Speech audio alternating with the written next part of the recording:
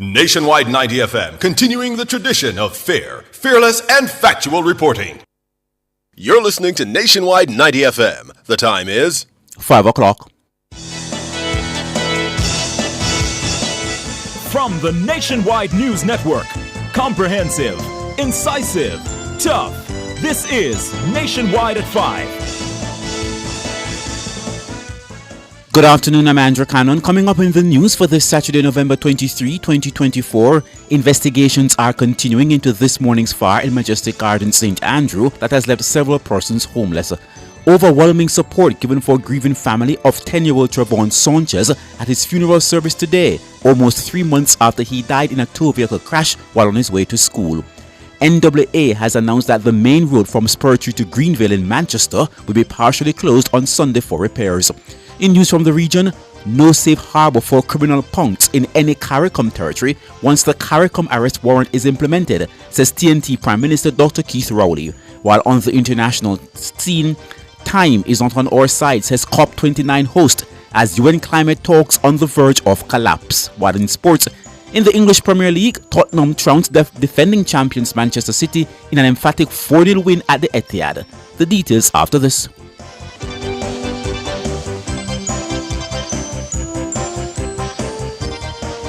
If it's news, it's got to be Nationwide 90 FM.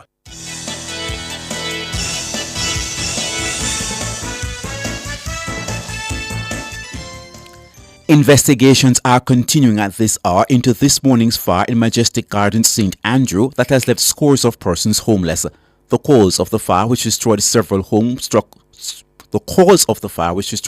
wooden structures, is unknown. There was no loss of life arising from the incident. Senior Superintendent Patrick Gooden, Divisional Commander for Kingston and St. Andrew of the Jamaica Fire Brigade, said a number of units had to respond to the blaze. 1:28 a.m. this morning, the Yorkshire Fire Station received a call of building and fire in Majestic Garden. We heard one unit from Central Fire Station initially responding, and on the arrival, they observed multiple dwellings constructed of board and zinc engulfing flames.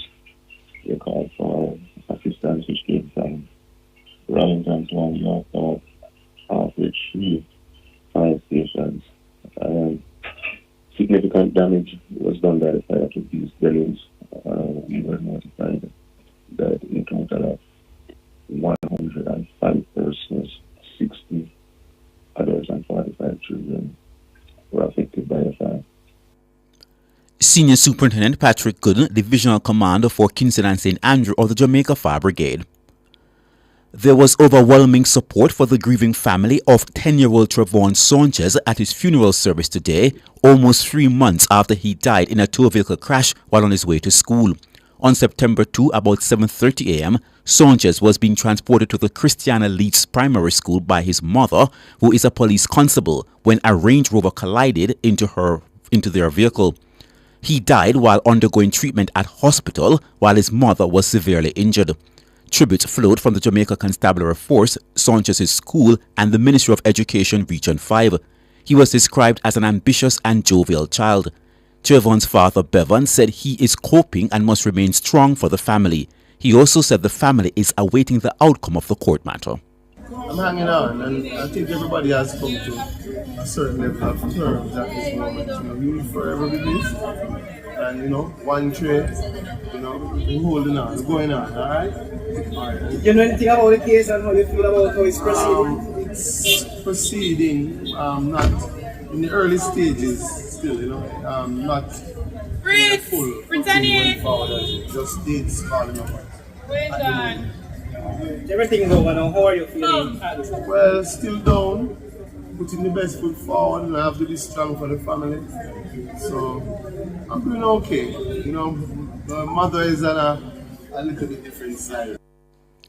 That's Travon Sanchez, father of Travon, who died in a tow-vehicle crash while on his way to school on September 2, and we apologize for the quality of that insert. Meanwhile, Deputy Superintendent Elsa Smith, Administration Officer for Manchester, who spoke on behalf of the Manchester Police, said support is being given to the Sanchez's family. We continue to give support and pray for her strength, so that at the end of the day, she will be back with us and continue to serve with this distinction as she has always been doing. Investigation is well underway, and that's about what I have to say at this moment on that. And as Deputy Superintendent Elsa Smith, Administration Officer for Manchester, Chadwick Young, a music producer, was charged in relation to the fatal crash and is before the courts. The National Works Agency, NWA, has announced that the main road from Spurtree to Greenville in Manchester will be partially closed on Sunday. Consequently, traffic will be curtailed along the corridor in order to facilitate pavement repairs by a contractor working on behalf of the NWA. Manager, Communication and Customer Services at the NWA, Stephen Shaw, says that sections of the corridor will be milled in order to facilitate repaving.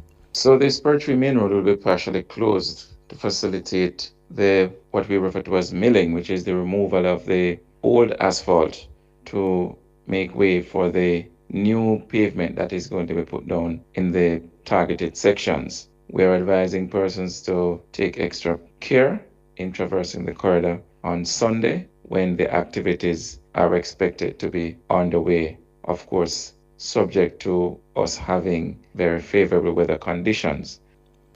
The work comes as part of the government's multi-billion-dollar response to the poor state of some roads, resulting from weeks of heavy rains since the passage of Hurricane Beryl in July. Mr. Shaw says motorists have been complaining about the state of the roadway. We know that persons have been complaining. I have had to speak to several persons in this space as it relates to the condition of the road, and we're now giving it some attention as we make traversing that much easier between Mandeville and Santa Cruz. Stephen Shaw, Manager, Communication and Customer Services at the NWA. Meanwhile, Mr. Shaw says similar works are also slated to take place along the Gutters Main Road in St. Elizabeth.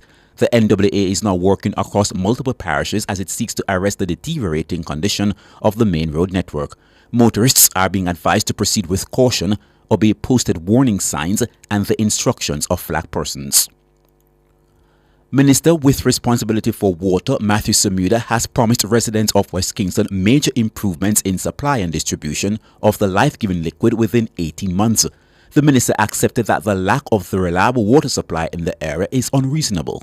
West Kingston is in the industrial belt of the country. There is absolutely no reason why any single person sitting in this room should have a water challenge or should be facing the situation that we face with sewage in West Kingston, whether in the market or outside. But the situation has prevailed for too long, and we're not going to continue to allow it. 2025 has to be the year that it ends.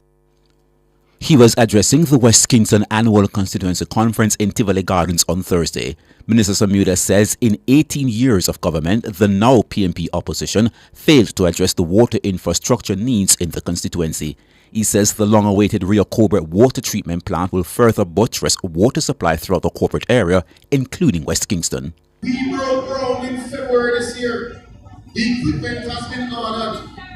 The OUR license allowing this special purpose vehicle to deliver water to the people of Kingston, to deliver water to the people of West Kingston, will be on the Prime Minister's desk on Monday morning. Construction will increase apace in January. The water supply issue will be finished in 18 months. Matthew Samuda, Minister with a portfolio in the Ministry of Economic Growth and Job Creation with responsibility for water. A 48-hour curfew has been imposed in sections of Cassava Peace and its environs in the Kingston 8 area of St. Andrew. The curfew began at 6 p.m. on Friday and will remain until 6 p.m. on Sunday. The boundaries of the curfew run from Grosvenor Heights and Constant Spring Road to Manningshill Road and Clifton Boulevard. During the hours of the curfew, all persons within its boundaries are required to remain within their premises unless otherwise authorized. To news now from the region, there will be no safe harbor for criminal punks in any CARICOM territory once the CARICOM arrest warrant is implemented. That's the word from Prime Minister of Trinidad and Tobago, Dr. Keith Rowley. Addressing the opening of the 2nd Regional Symposium on Crime and Violence in Guyana on Friday, Dr. Rowley informed that template legislation has been contemplated for the CARICOM arrest warrant bill. We can say that crucial model legislation has been developed. I was pleased to report today that I have been advised, if you will accept that phrase, that the legislation to facilitate the harmonization of laws across the community have notably facilitated the completion of the template legislation for the CARICOM arrest warrant bill. I am particularly pleased to hear that we are there. Dr. Rowley says once the legislation is finalized and implemented, the region's criminals will no longer be able to avoid prosecution by fleeing to other territories. Our little criminal punks must now know that every CARICOM territory, the law applies to them equally with respect, well, as soon as we implement the laws, that with respect to warrants for their restraint, apprehension, in anticipation of successful prosecution, that there are no safe harbors in any of our CARICOM territories. Trinidadian Prime Minister Dr. Keith Rowley. To news now on the international scene, the COP29 President Mukhtar Babayev says time is not on our side as the UN's climate summit is on the verge of collapse. A bitter fallout erupted between richer and poorer countries over money to help tackle climate change. Island nations have been brought back to the negotiation table after several countries walked out. Developing countries have dismissed an offer of $250 billion per year to help them tackle climate change. Some want a figure closer to $500 billion. The anger here from developing countries is palpable, the BBC environment correspondent Matt McGraw writes. Nearly 200 countries are trying to reach a deal at the summit in Azerbaijan, which has already overrun by more than 24 hours. Let's now turn to sports. In the English Premier League, Tottenham trounced defending champions Manchester City in an emphatic 4-0 win at the Etihad. Today's defeat marks City's fifth consecutive loss across all competitions and their third consecutive loss in the league. Manchester City remain second in the league but are now 5 points behind first place Liverpool. Both teams are set to face off at Anfield next week Sunday. And now for a recap of the top stories making nationwide news at 5. Investigations are continuing into this morning's fire in Majestic Garden, St. Andrew, that has left several persons homeless. Overwhelming support given for grieving family of 10-year-old Travon Sanchez at his funeral service today, almost 3 months after he died in a two-vehicle crash while on his way to school. NAA has announced that the main road from Spur Tree to Greenville in Manchester will be partially closed on Sunday for repairs. I'm Andrew Cannon. You can find the news on our website at nationwideradiojm.com and on the Nationwide app available on Google Play and the App Store. News is next at 9 tomorrow morning, but stay tuned because up next is Sports Nation Live with Wayne Walker.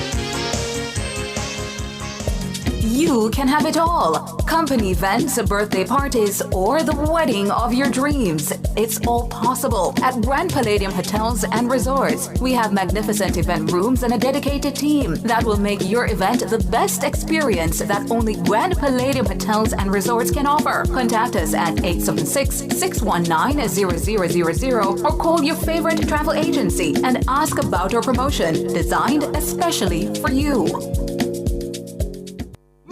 Food always tastes to savor, giving you the best, giving you the flavor.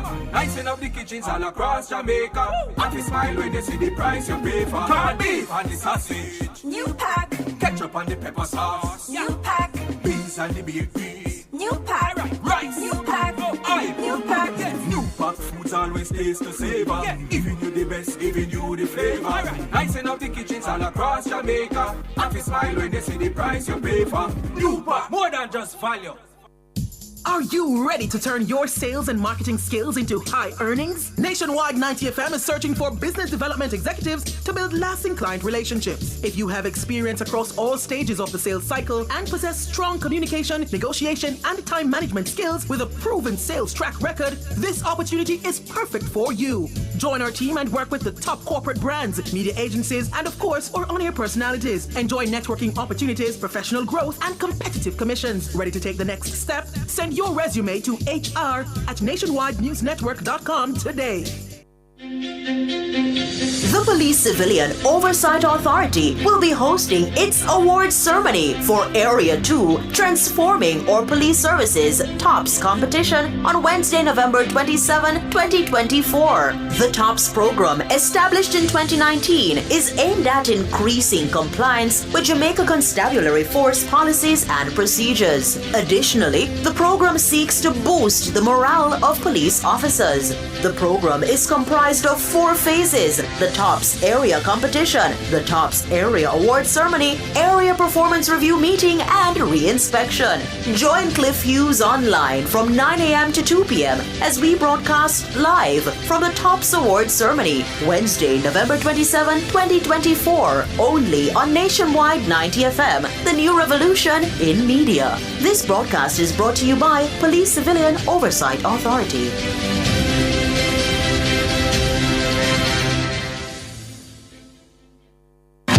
Tune in to our program live from our YouTube channel, Nationwide 90 FM. And remember to like, subscribe, and share our content. And we're also on WhatsApp at 876-285-5693.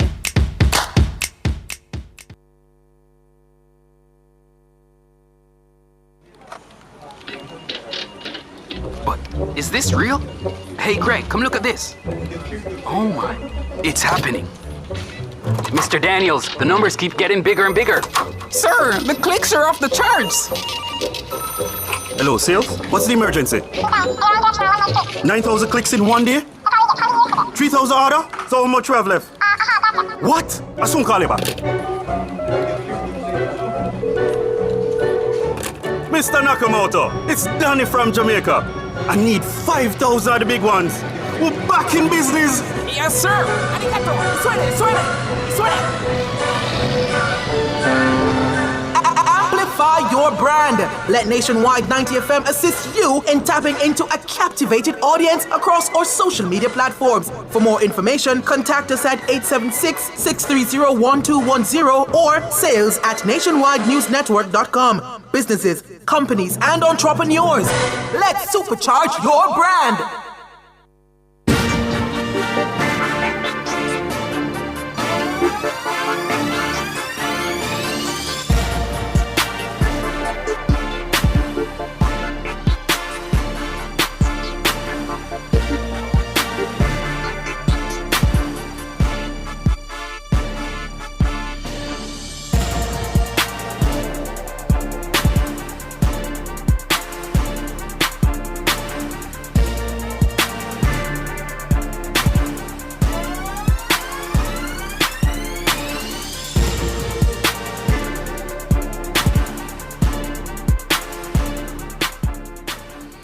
Good afternoon. It's a Saturday, November 23 in the year of our Lord 2024. Welcome once again to another edition of Sports Nation Live right here on Nationwide 90 FM. My name is Wayne Walker, and for the third weekend in a row, I'm flowing solo. So you're going to have to put up with me until 8 o'clock this evening. But as usual, we're promising you a fun-filled, information-packed show this afternoon. And as they say, let me do the official start of the show. If you bowl it, we'll hit it for 6. If you pass it, we'll score it. Give us a pool and we'll dive right in. And as fast as the starter's gone fars, we're right there at that finishing line. My name is Wayne Walker, as I mentioned, and this is Sports Nation Live on Nationwide 90 FM, nationwideradiojm.com, and Flow Channel 916. You can also tune in to our program live on our YouTube channel, Nationwide 90 FM, and remember to like, subscribe, and share our content. As usual, we'll be opening the lines for you around about 7:30 to take your calls, and you can discuss whatever you so desire or so choose to, and it has to do with sport. And the numbers to call 876-630-9371, and it goes up to 4. That's 876-630-9371, and it goes up to 4 o'clock. Yeah, but as usual, we're going to give you some latest scores in events going on around the country and indeed the world. And what better place to start than I'm a bit distracted here by this Champions Cup game between Garver Maceo and Heidel. It's one hell of a game, and it's proving to be an absolute shootout. But let me give you the latest on cricket. So the West Indies are playing Bangladesh in the first of 2 test matches. And the game has been played at the Sir Vivian Richards Oval over there in Antigua and Barbuda. The second will be played in Jamaica starting this weekend coming. So the West Indies resumed overnight on 253 for 3. And they went on to make 450 for 9 declared. Justin Grave, he was 11 overnight. He went on to make an unbeaten 115. Kemar Roach supported on the day with 47. And of course, yesterday, Mikhail Louis got 97 and Alec Athanaze made 90. Hassan Mahmood picked up 3 wickets for 87 runs, and Taskin Ahmed picked up 2 for 76. Bowling for Bangladesh, who closed on 40 for 2. So the West Indies made 450 for 9 declared, and Bangladesh at stumps on day number 2, 40 for 2. Shamar Joseph and Jaden Seals getting the wickets for the West Indies. So Bangladesh, they trail by 410 runs, entering the third day, and that's tomorrow at the Antigua, at the Sir Vivian Richards ground, as I mentioned. The CG United 50 over, that's the Super 50 final, should have gotten underway at 1 o'clock today. It didn't because of rain, and they're forecasting that it could get underway round about 6:15, I think. Yeah, 6:15. So let's keep our fingers crossed to see if that will happen. Not sure if they have a reserve day for the final, and if they do, then that reserve day will be tomorrow. I'm just checking to see if the game has gotten underway eventually, because I've got the monitor here with me. No, it's not, so we still have to wait. They said 6:15, so yeah, let's not rush it. Yeah, so Jamaica Scorpions against Barbados Pride, that's the final that we've got, and let's hope we can get some play in today. If not, hopefully they've got a reserve there. I should be able to tell you that, I'm really, really sorry, I can't tell you, but it should be a reserve day. Tomorrow should be the reserve day, and if not, I suppose they'll share it, or maybe they'll award the title outright to the team who scored the most runs in the tournament, probably who got the most wickets, who got the most wins. I don't know. I'll be able to tell you during the course of the show, though, even though I'm not able to do it right now. But during the course of the show, I'm sure going to check to see what's the tiebreaker in case there's no play. All right, so there's another test match going on in Australia, in Perth, to be exact, at the Waka.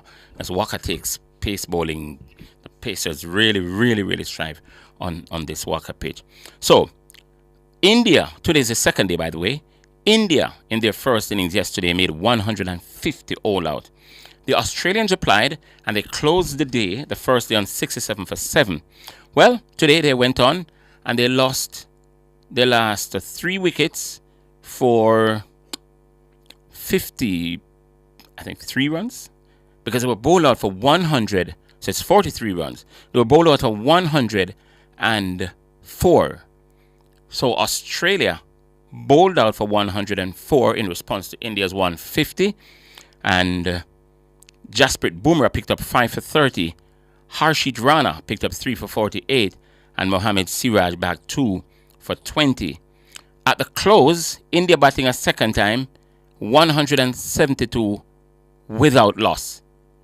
Yashasvi Jaiswal is on 90, and KL Rahul is on 62. So India, an overall lead of 218. The person in the green and the lady. Right. So 218 for, 172 without loss. India in their second innings. Yashasvi Jaiswal 90, and KL Rahul on 62. So India with an overall lead of 218 entering the third day. And you just get the impression that this test match could be either over tomorrow or they're over by Monday. I doubt it's going to go the 5 days. Doesn't look that way at all. But let's see how that goes. I mean, it's sports and stranger things have happened. So we'll wait and see how that goes. Of course, the netball, well, there are one or two other pieces of things happening here, because in tennis, for instance, Andy Murray has decided to come out of retirement and not to play, but he's out of retirement because he's going to be coaching the Serbian superstar Novak Djokovic ahead of the Australian Open tournament that gets underway. It's the first Grand Slam of the year, normally in January in Melbourne. So we look to see how that one goes. It's a very, very interesting development with Andy Murray from Great Britain coming out of retirement to coach Novak Djokovic ahead of the Australian Open. Let's see how that goes. And it's not strange to see former players coming back to because Goran Ivanisevic was coaching Novak Djokovic during the COVID period. Brad Gilbert was coaching Coco Gauff until she, dropped him either just before Paris or after. So it's not unusual to see that happening, but it's happening. All right, what else do we have for you? Tennis, cricket, football. So Manchester City, they lost 6 games on the spin now, in all competitions. Today they were beaten 4-0 by Tottenham Hotspur at the Etihad Stadium. And James Maddison has come back. England is not using him, but Spurs is using him very, very well. Don't like Spurs because I'm an Arsenal fan, but so we've got James Maddison, the first 2 goals he scored in minute 13 and minute 20, and then Pedro Porro, and who has scored? Not getting the other Spurs scorer here. But yeah, at home, it's unusual to see City not scoring at home. They're beaten 4-0. Yeah. So Liverpool, they lead by 5 at the minute and can open a 5, 7, 8 point lead tomorrow. They're taking on the team at the bottom of the table. So it's top against bottom. So it's Liverpool against Southampton tomorrow.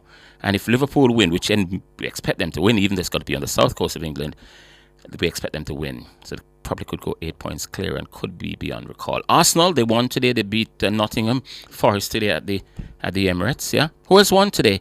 Wolverhampton Wanderers from the Midlands. They beat Fulham by 4-1. So they went to the capital and won 4-1. Good for them. Everton and Brentford drew a blank at Goodison Park. Bournemouth and Brighton and Hove Albion. Brighton won 2-1, and Aston Villa played out a 2-2 draw with Crystal Palace at Villa Park. And the other game that we didn't mention today, Chelsea, the first game of the day, Chelsea beating Leicester City. They went to the Liberty Stadium and beat Leicester by 2-1. All right, so we've got loads more to talk about, but we're going to put that on pause because the biggest and easily the hottest ticket in town in sport is the Horizon Series. Last week at this time, we were talking to Sasha Gay Henry up in Manchester at the AO Arena, where it was rocking. At the time, it was 49 apiece between the teams, only for England to show the real class the day after to win and to take a 1-0 lead. So we've got the real stars of the teams in studio with us at the moment. It's now 5:30 here on Nationwide 90 FM. We're going to go for a break, and when we come back, we'll talk to the head coach of the England national team and the assistant coach of the Jamaica team. It's Horizon Netball Series at the National Indoor Sports Centre on Monday and Tuesday, 6:30 on Monday, 7 o'clock on Tuesday. Let's go out. I'm not going to say to support the girls, but go out and support the teams who are playing in the series, and may the better team at the end of the day. All right, let's go for a break. When we come back, we'll talk to the head coach of England and the assistant coach of Jamaica.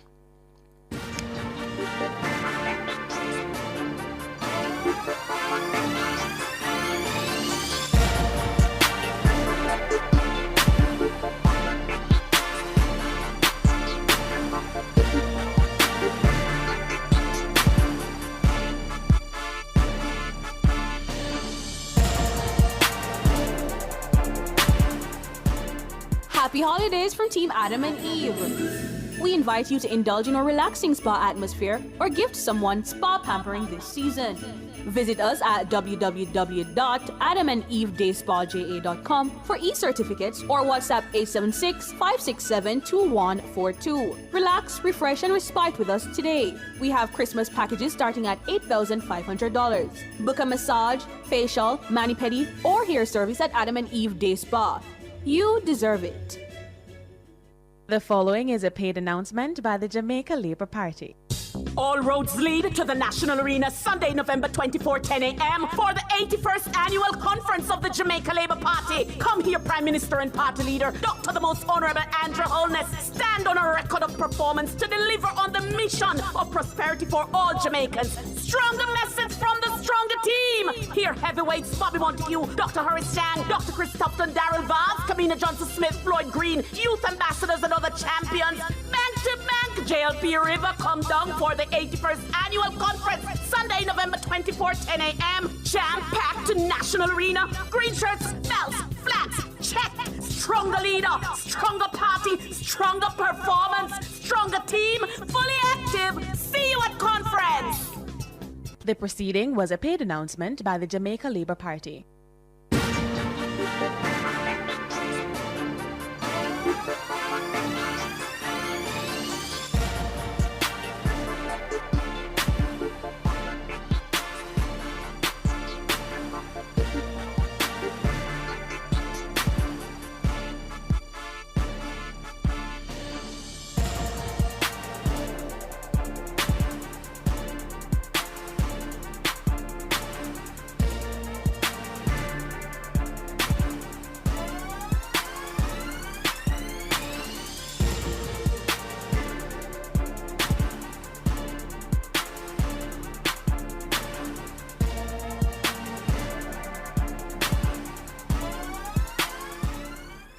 Welcome back to Sports Nation Live right here on Nationwide 90 FM. Wayne Walker. As I mentioned before we went to the break, the Horizon Netball Series is a 4-game series, so it's a 4-year contract between the 4-year partnership between the England Netball Association and Netball Jamaica, where the teams will play each other 4 times per year for the next 4 years, 2 away and the 2 on the following weekend in the country that's supposed to host the reciprocal 2 games. So last weekend it was England's turn to host the first 2 games, and they tied the game 14 and apiece with a last minute goal for Jamaica literally in the first game, and then England was more comfortable in victory the following day. So they're here. The teams flew into Kingston on Monday, so they would have seen and done a lot, and getting ready now for the game on Monday, the first game, and the second game on Tuesday. And we've got in studio, as I mentioned, the 2 people who are trying to plot the downfall of each other. And we're talking about the head coach of England, Miss Jess Thirlby. Good afternoon and welcome to our studios. Thank you very much. Good afternoon. And broadly, welcome to Jamaica. Oh, thank you. It's lovely to be back. It's the first time here? Definitely not. No, I've been here many a time. As a player? To, player and coach. And coach as well. Because you've been coach since 2019. Yeah, I've been coaching in the senior position since 2019, but also came here often with the under-21s. With the under-21s. Okay, cool. Not a problem. Thanks. Mr. Rob, how are you? Well, I wasn't going to say welcome because you've been. I was going to ask you the first time you're coming here, but you've been here for a bit. I was good until you told me you're an Arsenal fan. So. Oh, really? Oh, no. But you can only have a problem with that if you're a Spurs fan. Okay. No, I'm definitely not a Spurs fan. You're a Manchester United fan? Oh, no chance. Liverpool? Oh, Liverpool. I'll get to you. Don't worry. I would have found out. You didn't have to volunteer that information. I would have. Where are you now? Where are you? Chelsea? Oh, no, Liverpool. Oh, you're Liverpool, Liverpool, yeah. Oh, so you play the bottom team tomorrow? Yes. And you're going to go 8 points clear? Oh, that's the plan. Would it be that? The championship would be off? No. Oh, really? No. Your coach is going well. Going well. I didn't expect somebody to come, replace Jurgen Klopp, who's had a massively impressive and successful stint at Liverpool, and to now he's putting Jurgen in the shade. Well, I mean, and obviously we want to talk about netball, but I do feel like our draw's probably been quite kind compared to maybe the others. So So in other words, you've not played anybody as yet, then, outside of Arsenal, who were understrength because the players were injured. Correct. Yeah, because it's the only way Arsenal lose in England if the players are sick. Yeah. Yeah. Today's Nottingham Forest found that out to their thing. All right. So once again, welcome to the studios here at Nationwide. So let me talk to the visiting England coach first. So you're leading 1-0 in this series, yeah? You're tied 49-all in the first one. First of all, talk to me about the first game, the 49-all tie.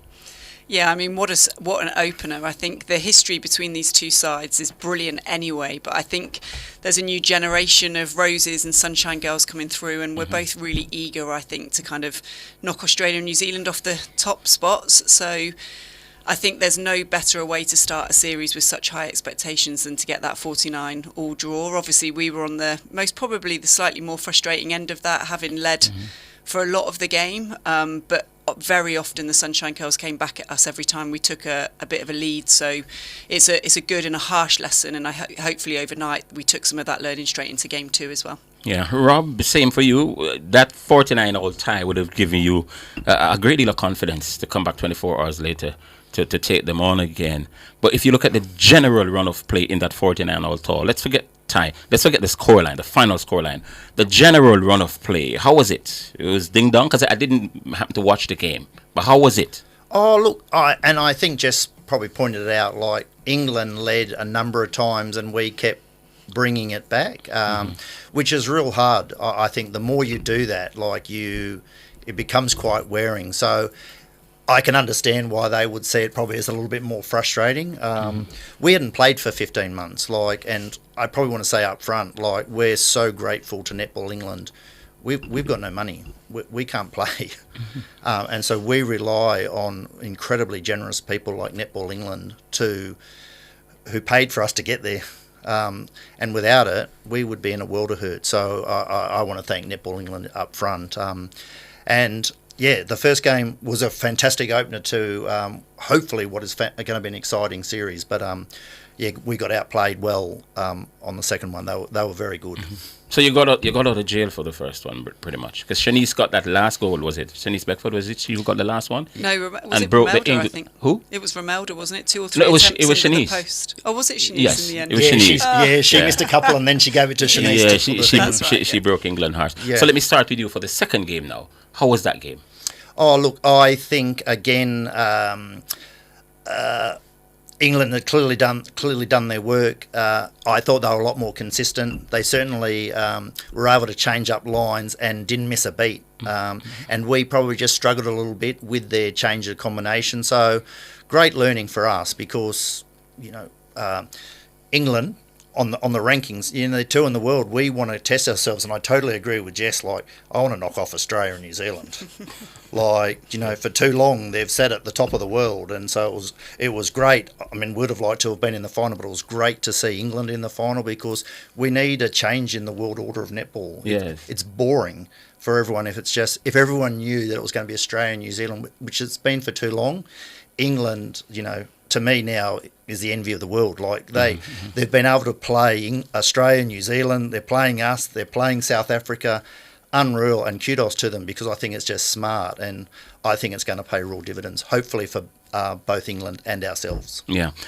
Jess, are you able to say what you did differently Saturday? And I say, are you able to, because the series is still going on, and perhaps you don't want to go there. Yeah. But I could tell you that our coach, I spoke with her, and she was reviewing the tape, like all coaches do at the end of games to see what went wrong and what they can improve on. Are you able to say what you did differently from Saturday to Sunday to sort of, bring about the result that we got on Sunday? I'm very interested. I love it myself. And which is why I start by saying, are you able to, as opposed to tell us?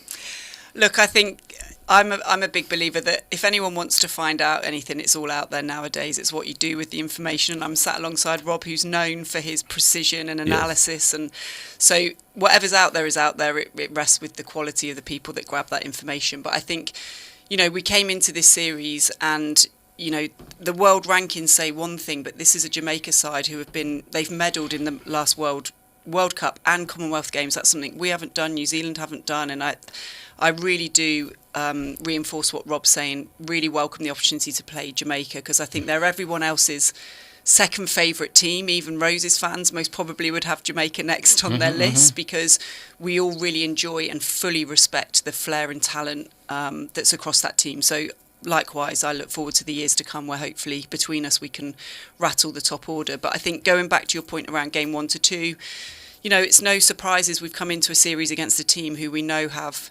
prolific shooters. We're not tall. We have to, for the last 4 or 5 years, we've had to come up with a game plan that means we're going to be able to combat these sides. Like Jamaica, like New Zealand, very prolific tall shooters. We're not going to match that man for man. Long gone are those days, I think, where we rely on individuals. So big kind of 4-man and 7-man defences have been a big focus for us for a long time now. And it was reassuring to see some of that play off.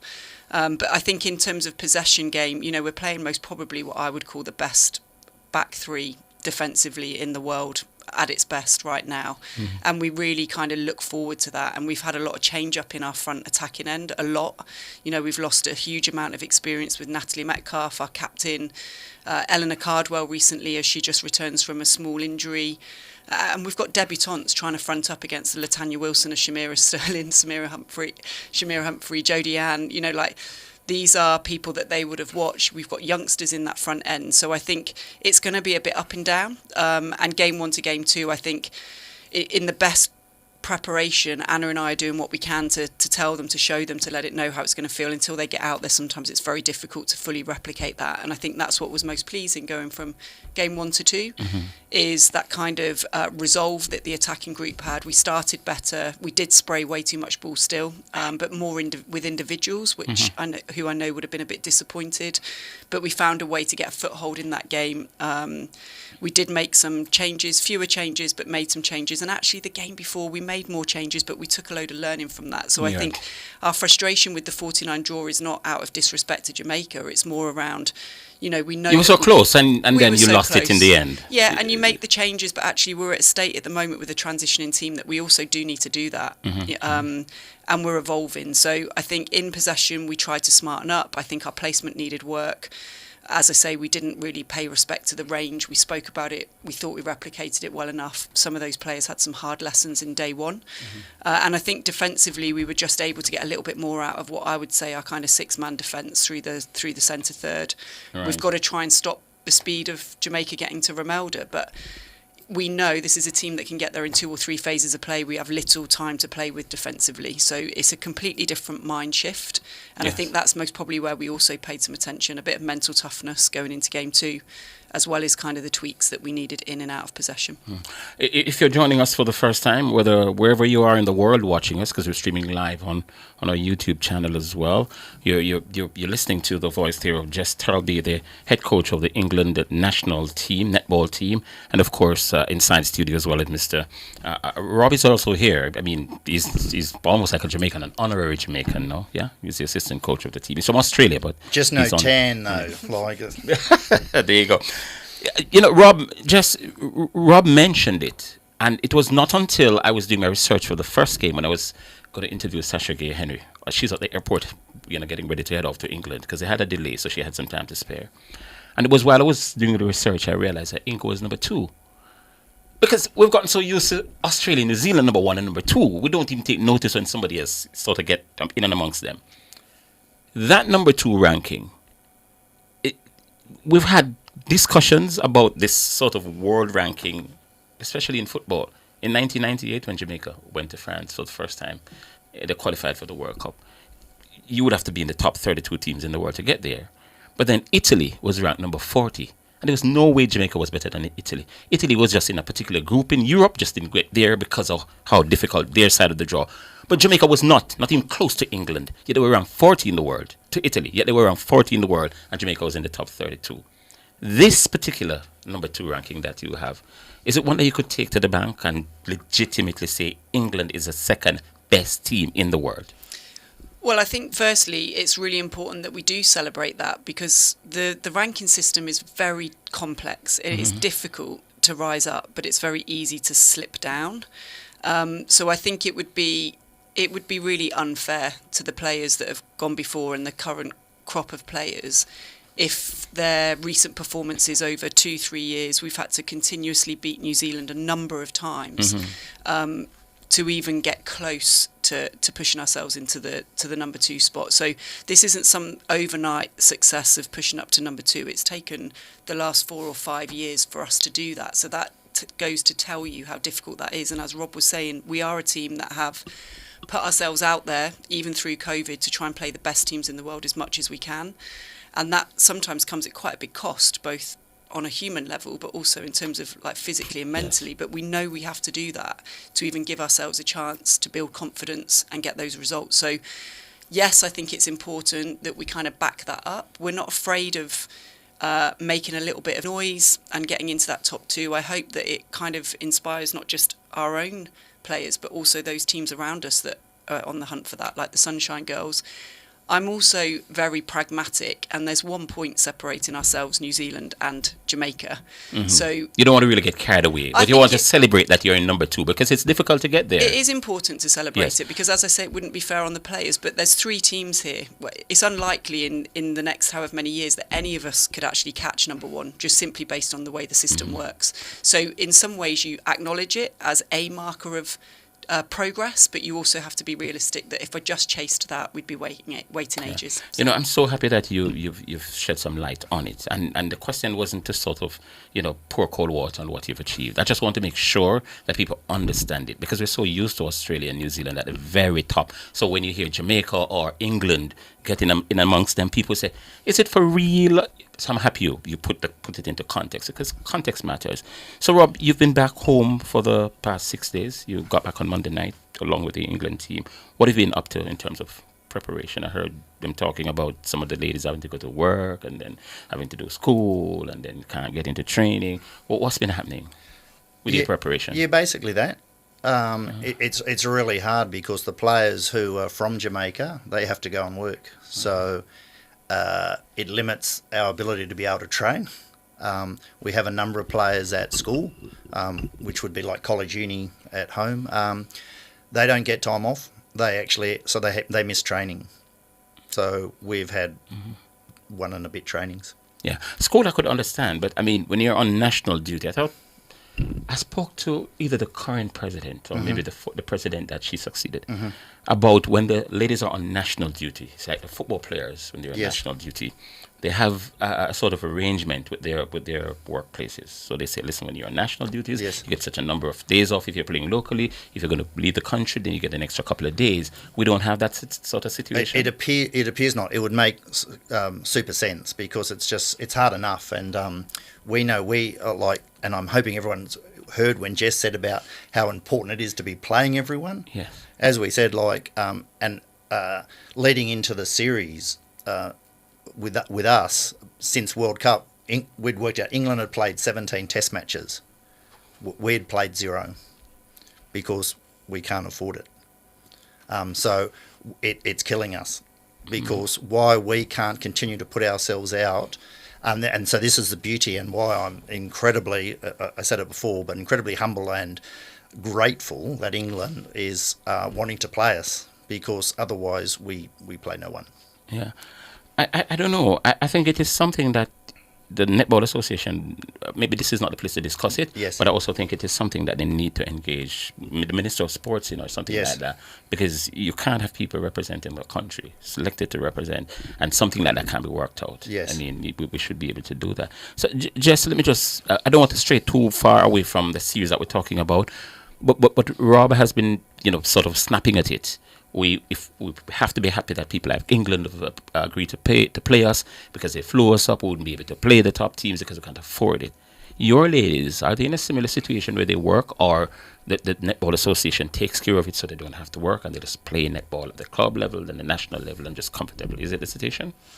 No, not at all. We've got full-time students. We've still got people who work full-time. We've got accountants. We've got doctors. We've got teachers. I guess we are incredibly fortunate in, maybe if you represent your country and you're playing in the Super League, maybe some of that combined, because they're not paid. They're not employed to pay for their country. It's an athlete award. It's there to subsidise the cost and enable them to be able to take some time back in order to train more. But in a very different way, obviously, to Jamaica, and I empathise with it, because we're still on a journey with that back home in our own landscape, hence why there's a big push to professionalise our domestic competition, because until we do that, the hotbed of talent just won't be ready, and certainly not Roses ready. We know that gap pretty well now over the last few years, and even when athletes make it from our club into our Rose's programme, the intensity of training required to ready them for what we have to do on international stage is quite a big step still. So I agree with the progress that has to be made across not just the top nations, but those underneath, like the top 8, the top 10. How great would it be that, you know, any of those could play each other, and the probability of winning might not be the same, but there's always a possibility. And that's the bit that I think we're really enjoying, just trying to be in that mix of no longer can England or Jamaica or South Africa or Uganda be completely ignored. And I think we've always been very respectful as a country that we want to keep playing those nations right underneath us, around us and above us. But yeah, it's not the same. There are some athletes, of course, similar to those Sunshine Girls that now ply their trade over in Super Netball. It's become their job, and that's brilliant, and they can focus fully on that. The big difference that makes is recovery, if I'm honest. It allows them to go hard in training and recover fully, and I think most of our athletes, irrelevant of team, aren't always afforded that luxury to finish training, recover fully, and for that to be taken as part of preparing as a player. You know, that's the bit that normally gets pushed to one side. Get my work kit on, get out the door, travel, finish a working day, train, top, you know, front and end of a day. So of course we've got some athletes similar to the Sunshine Girls who ply their trade in Super Netball, but thereafter it's a bit of a mixed bag. We have still got players that can't fully afford to live off their club and their APA, but hopefully the tide is turning with that. And that's why our Roses programme is so important, because we have to keep hold of them to give them an intense training environment. Do you have a market to support a fully professionalised club league in the UK? You just mentioned that you're trying to go fully professional. Yeah, look, I think we're taking big steps. This is the first year of what will likely be a 5, if not longer year journey to professionalisation. It doesn't happen overnight. I think the league is already unrecognisable to what it looked like 10 years ago. We are more supported. We are more so on the TV. You know, we're getting there, but we need more commercial backing behind it to fully kind of galvanise what I think is an incredible product. I think the sport in it sells itself. We just need to get more eyes on it and more bums on seats, because I think as soon as people come, as Rob and I were discussing before coming in, as soon as people come to watch live and get bums on seats, they're a convert to the sport, and we just need to get the right people in the room. And then I think we grow that fan base pretty quick. But it's not easy. You know, for me, I think there's room for all women's sport back home to work together rather than one pick off the other. I think we can champion each other, and in doing that, I think the product in itself will be far richer for that. Nice. Rob, fine. So you're the assistant coach. What's your well, I know what the assistant coach role is. What do you actually do? Do you just, I don't know, what's your role? What's your substantive role with the national team? And is it long term? Well, that's a good question about the long term. So I look after the defenders. So I'm the assistant coach. In the last 2 years, I've been the specialist coach, but I look after our defensive end. So I look at all things defensive in particular. But I'm also there for our superstar coach, Sasha, just as a sounding board, because it's a lonely job, right? Like, you know, because everyone, I always go, you know, everyone's an expert, but, you know, but when you sit in the hot seat, it's a very different world. So you need support, and you need people to bounce ideas off and have different ways of looking at it, because if we all thought the same, well, you wouldn't need someone else. So that's my probably my expertise as well around defensive work. But unfortunately, like in my role, like I literally, I'm just a volunteer. I just help out. But that means I've taken 3 months off work. So financially, it's incredibly stressful, and I've done that now for the last 3 years. You've taken 3 months off work. 3 months off work each of those years. And Netball Jamaica has taken that into consideration? They've got no money. Like they've got no money. And I think, and I want to really back up Jess, like netball is such a magnificent sport. Like the quality of our athletes, and not just our two teams, but it's so undervalued in my opinion. When you go to it live, the speed, the athleticism, the physicality is just through the roof. Yes. And I don't think people quite value how magnificent these athletes actually are. They're world class, and they train real hard.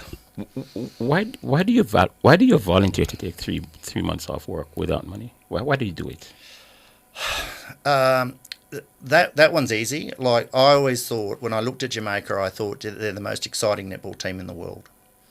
And at the time, they only had one coach, and I was thinking, and Connie Francis, a legend of the sport, very dominant around her tax stuff. So I thought, well, there's probably an opening here, if they're interested. So I sort of put myself out there. So I do it because I love the sport. I want the sport to grow, and I want Jamaica to get beyond being fourth in the world. Like, we've sat in that position for a long time, and we have to find a way to, how cool would it be to have an England-Australia final at World Cup or Com Games? Like, that would be sensational, because that's the sort of thing we need. Right. So just like you've said, I've heard it from the head coach, I've heard it from the captain, I've heard it from assistant coaches. We've got to find a way to get there. And I've been hearing it from time immemorial. I understand how difficult it is to crack the top two, including now England, who is number 2, New Zealand, and Australia. Let me ask you, I hope you give me a different answer. How are we going to do that? What's going to take to crack it? We promise a lot, and when the World Championship comes around, the Commonwealth Games comes around, and the coaches are going off to say, listen, we've prepared well, I think we're going to crack it now, and they don't. What's going to take? To be brutally honest, unless we get the opportunity to probably do what England is being able to do in terms of playing these top teams consistently, because you go to a World Cup, you go to a Com Games, and the difference, and I totally back up, around the difference between international netball and any of the leagues around the world, it's a massive step up. So it's a shock. So we have to get into that mental mindset of being able to compete with the very best in the world, not just as a one-off, because sometimes you can beat them as a one-off, but consistently. Yes, we need that exposure, and unless we get it, we're not going anywhere. So at the end of the Super League in Australia, when we hear that Janelle Fowler, Nemhard, is a top scorer, pretty much the best in the world. Yep. We hear Shami Sterling is the best defender in the world. Yes. We hear Shanice can compete at the best center in the world. Yes. When all of those ladies play 2, 3, 4 seasons in the Super League and occasionally play in England, when they get together for 4 or 5 weeks prior to a World Championship, that experience of playing in front of massive crowds, playing against the best in the world week in, week out, garnering that sort of experience of playing overseas and that can't help?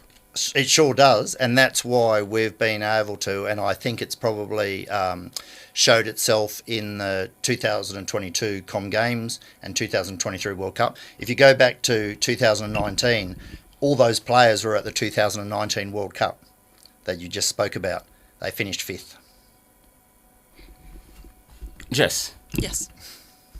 Looking at England's record, not just this year, but say for instance the last 18 months to begin with, it is my view, and tell me if I'm wrong, that England has made a decision that come, as we'd say in local parlance, hell or high water, we are going to attack that World Championship with the sort of venom to not just compete or to finish on the podium. It seems as if you've put a program in place that would lead you to want to really seriously challenge to win this World Cup. Absolutely. I came into the job 5 years ago, having both played for England, coached for England, supported the programme in lots of different roles. And I'm not sure how many people wanted the job in 2019, if I'm honest. They'd had that breakthrough moment in 2018, just missed out on the final in 2019, got a bronze. And there was going to be a big turnover of players. The players that got success in 2018... We're going to move on. They were ripe for that. That was the same group at under-21s in 2009. The Serena Guthries, the Joe Hartons, whilst people didn't expect it, they were always capable of doing something very special. And so that turnover of players was going to come, and we needed to unearth a new generation. The depth really wasn't there.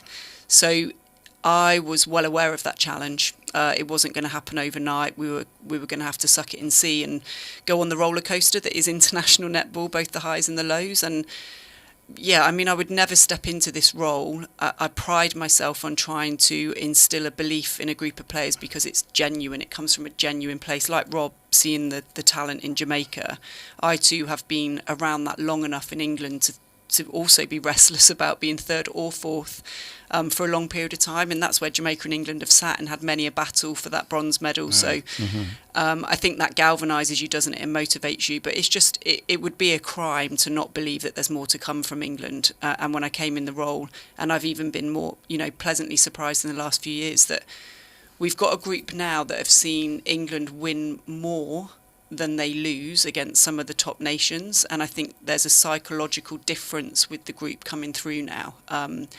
We've got a Lois Pearson, a Jess Shaw, a Liv Cheen. Some of their debut matches against some nations in the last few months was a win against either number one in the world, number two at the time in New Zealand or Jamaica, and this is their first 3 caps for their country. That hasn't happened or is very rare for any of the players that have gone before them. And so I think we are in a healthy position that needs work. It needs embedding. Psychologically, it's not necessarily consolidated yet. But it's a really lovely place to see the group working at the moment, because I do think we're moving more towards a fearless mindset of why not us?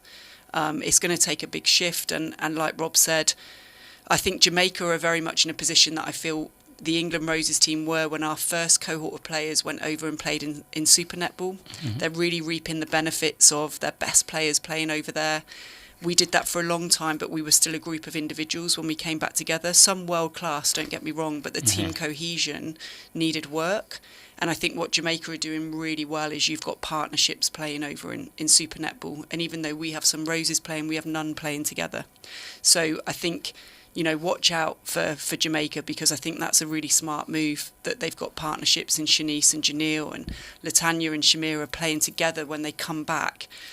That in itself is a huge value add. We're going to go to a break now, and we hope you could give us another 10 minutes when we come back. But that point that you made about having the Roses play in the Super League in Australia is not just enough. Having them play in the same team sometimes. When they come back, you have 3 players who play for one team, 3 for another. It's easier to get them to play as a cohesive unit because they've been doing it day in, day out, week in, week out when they play in the Super League.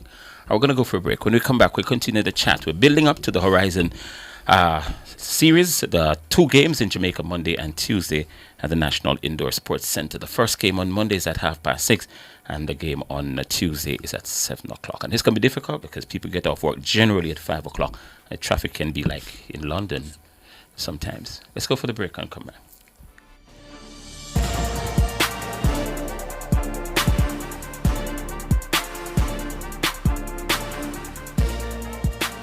You hear the news? AM Financial give them customers cash back for the Christmas. Cash back! You can get up to $15,000 with every loan disbursed. True. Plus, them increase them loan amount so you can get anything you want. And with every loan, you get a free gift. Free! Apply now at loansale.amfinancialja.com or WhatsApp 876-437-3982. Make sure you apply early. Promotion ends January 31st. Conditions apply. The EdgeChem annual yard sale is back, better than ever, and coming to an EdgeChem store near you. Portmore and Mandeville, November 23. Junction St. Elizabeth, November 30. Falmouth, December 5. Dome Street, Montego Bay, and Ocho Rios, December 6 and 7. Fairfield, Montego Bay, December 14. And Carifta Avenue, Kingston, November 28 to December 21. Gates open at 8 a.m., so stop by early to make the most of these amazing discounts at the EdgeChem yard sale. EdgeChem Paints, changing lives 1 gallon at a time. New fast food always tastes to savor. Giving you the best, giving you the flavor. Icing up the kitchens all across Jamaica. Happy smile when you see the price you pay for. Corned beef and the sausage. New pack. Ketchup and the pepper sauce. New pack. Beans and the baked beans. New pack. Rice. New pack. Oil. New pack. New pack foods always taste to savor. Giving you the best, giving you the flavor. Icing up the kitchens all across Jamaica. Happy smile when you see the price you pay for. New pack. More than just value. But is this real? Hey Greg, come look at this. Oh my, it's happening. Mr. Daniels, the numbers keep getting bigger and bigger. Sir, the clicks are off the charts. Hello, sales? What's the emergency? 9,000 clicks in one day? 3,000 order? So how much we have left? What? I soon call you back. Mr. Nakamoto, it's Danny from Jamaica. I need 5,000 of the big ones. We're back in business. Yes, sir. Arigato. Suene. Amplify your brand. Let Nationwide 90 FM assist you in tapping into a captivated audience across our social media platforms. For more information, contact us at 876-630-1210 or sales@nationwidenewsnetwork.com. Businesses, companies, and entrepreneurs, let's supercharge your brand.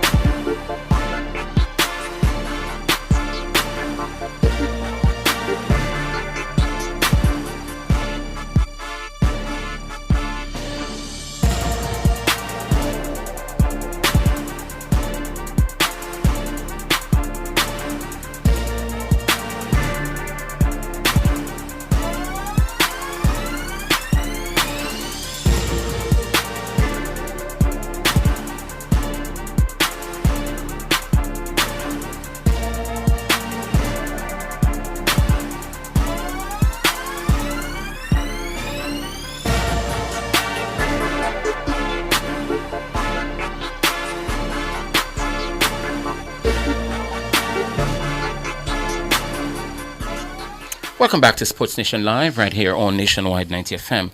I'm Wayne Walker. Rob Wright and Jess Turlby, they are still here with us, as those of you on the YouTube can see clearly. And we're streamed all over the world, Jess. That's amazing. Rob. Yeah, so... they're all here to see Jess, not me. It's not me. No one wants to see me. No, they're here to listen to the plans going into the games and to sort of, to listen to the different dynamics in the different countries as far as the netball is concerned. So let us spend a little bit more time now on the series coming up. So Rob, how many training sessions you've managed to get in since basically you got back? 1.5. And when were they? Thursday, Friday. What happened to Tuesday, Wednesday? What you did with those? Did jet lag? What you do? You take time to rest? We put aside, like, recovery was real important because obviously a number of our players play in the Jamaican League, so it's a bit of a shock. One, going to England where go to Manchester, and I thought the weather was quite nice, but for all the Jamaicans, like, it's 20 degrees too cool. So it's quite a culture shock. It's quite a shock just to the system itself. Yes. Then to come back, so we wanted to make sure the first thing we need to do, like just mentioned, that recovery is real critical for us. Then we could go again, because if we went too early, we'll get some training, but we're probably not, from a fitness point of view, could have been counterproductive if you had gone straight into it. Yeah, absolutely. I get that. So when is it you train today? No, we'll train tomorrow. Oh, you train, and it's the last training session before the 2 games. Yes. All right, and you expect to go hard tomorrow?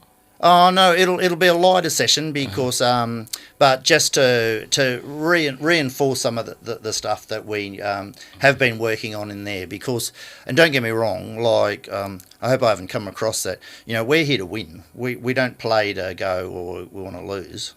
We like Jess's team. We want to be number one in the world, and I truly believe that the group, and you mentioned a number of them, and Jess has mentioned a number of them.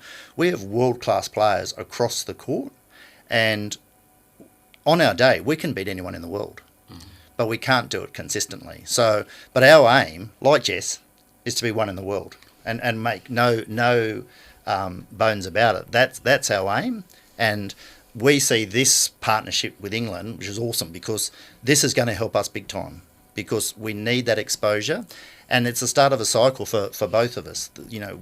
What we learn over this series, we'll take forward into. Luckily, we've got a series against South Africa, who's clearly got more money than us, and they're coming here in January, which is fantastic. So again, we've gone from 0 tests in the last 15 months to 7. Massive. Is it a similar arrangement with South Africa?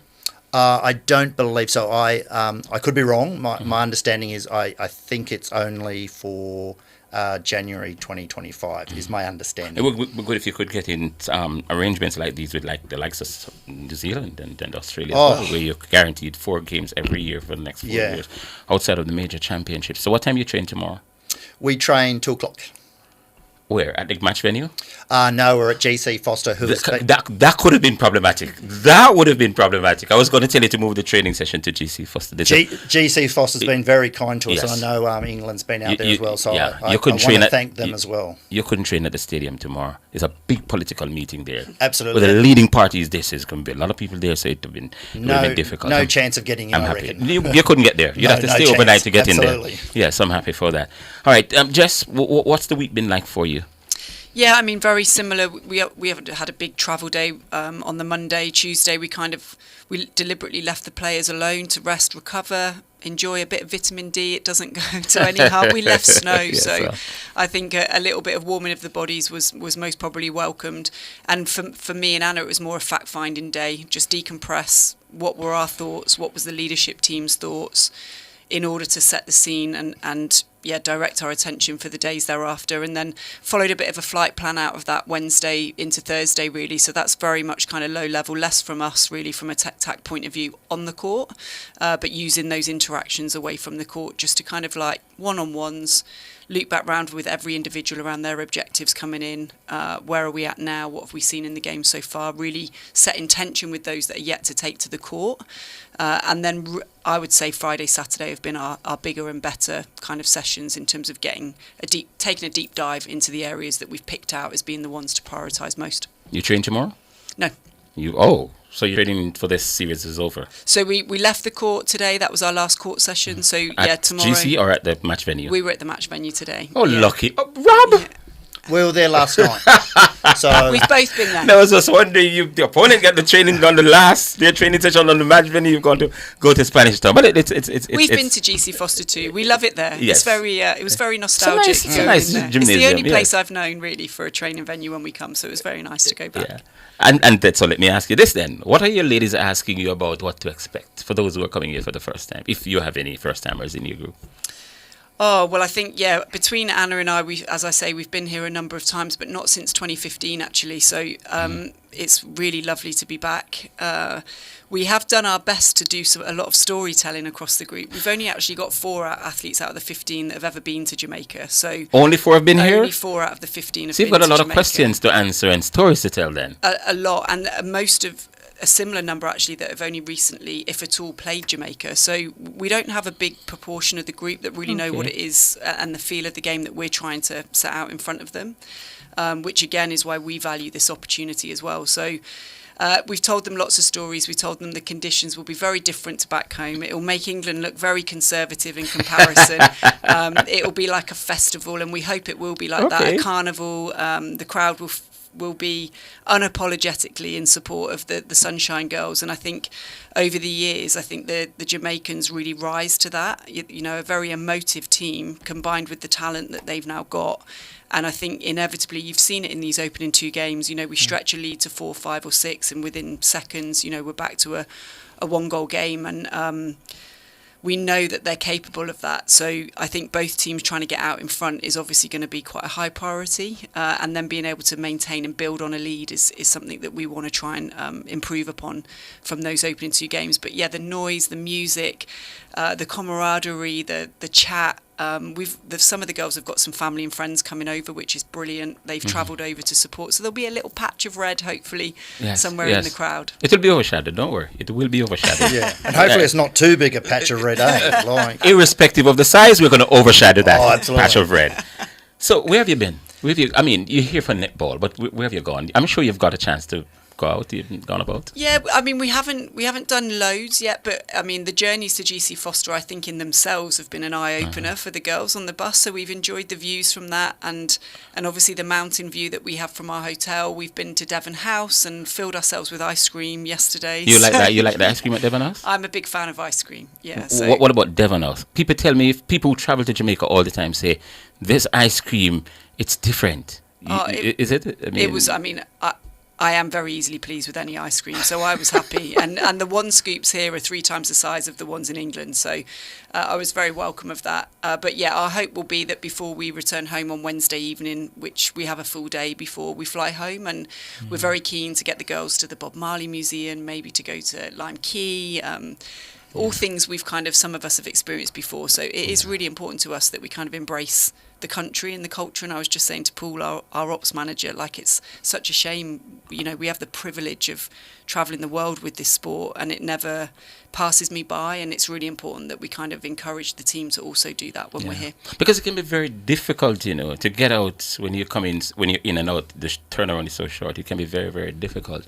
And then you don't want to go back. Something like that happened to me in 2009 when I was in Germany.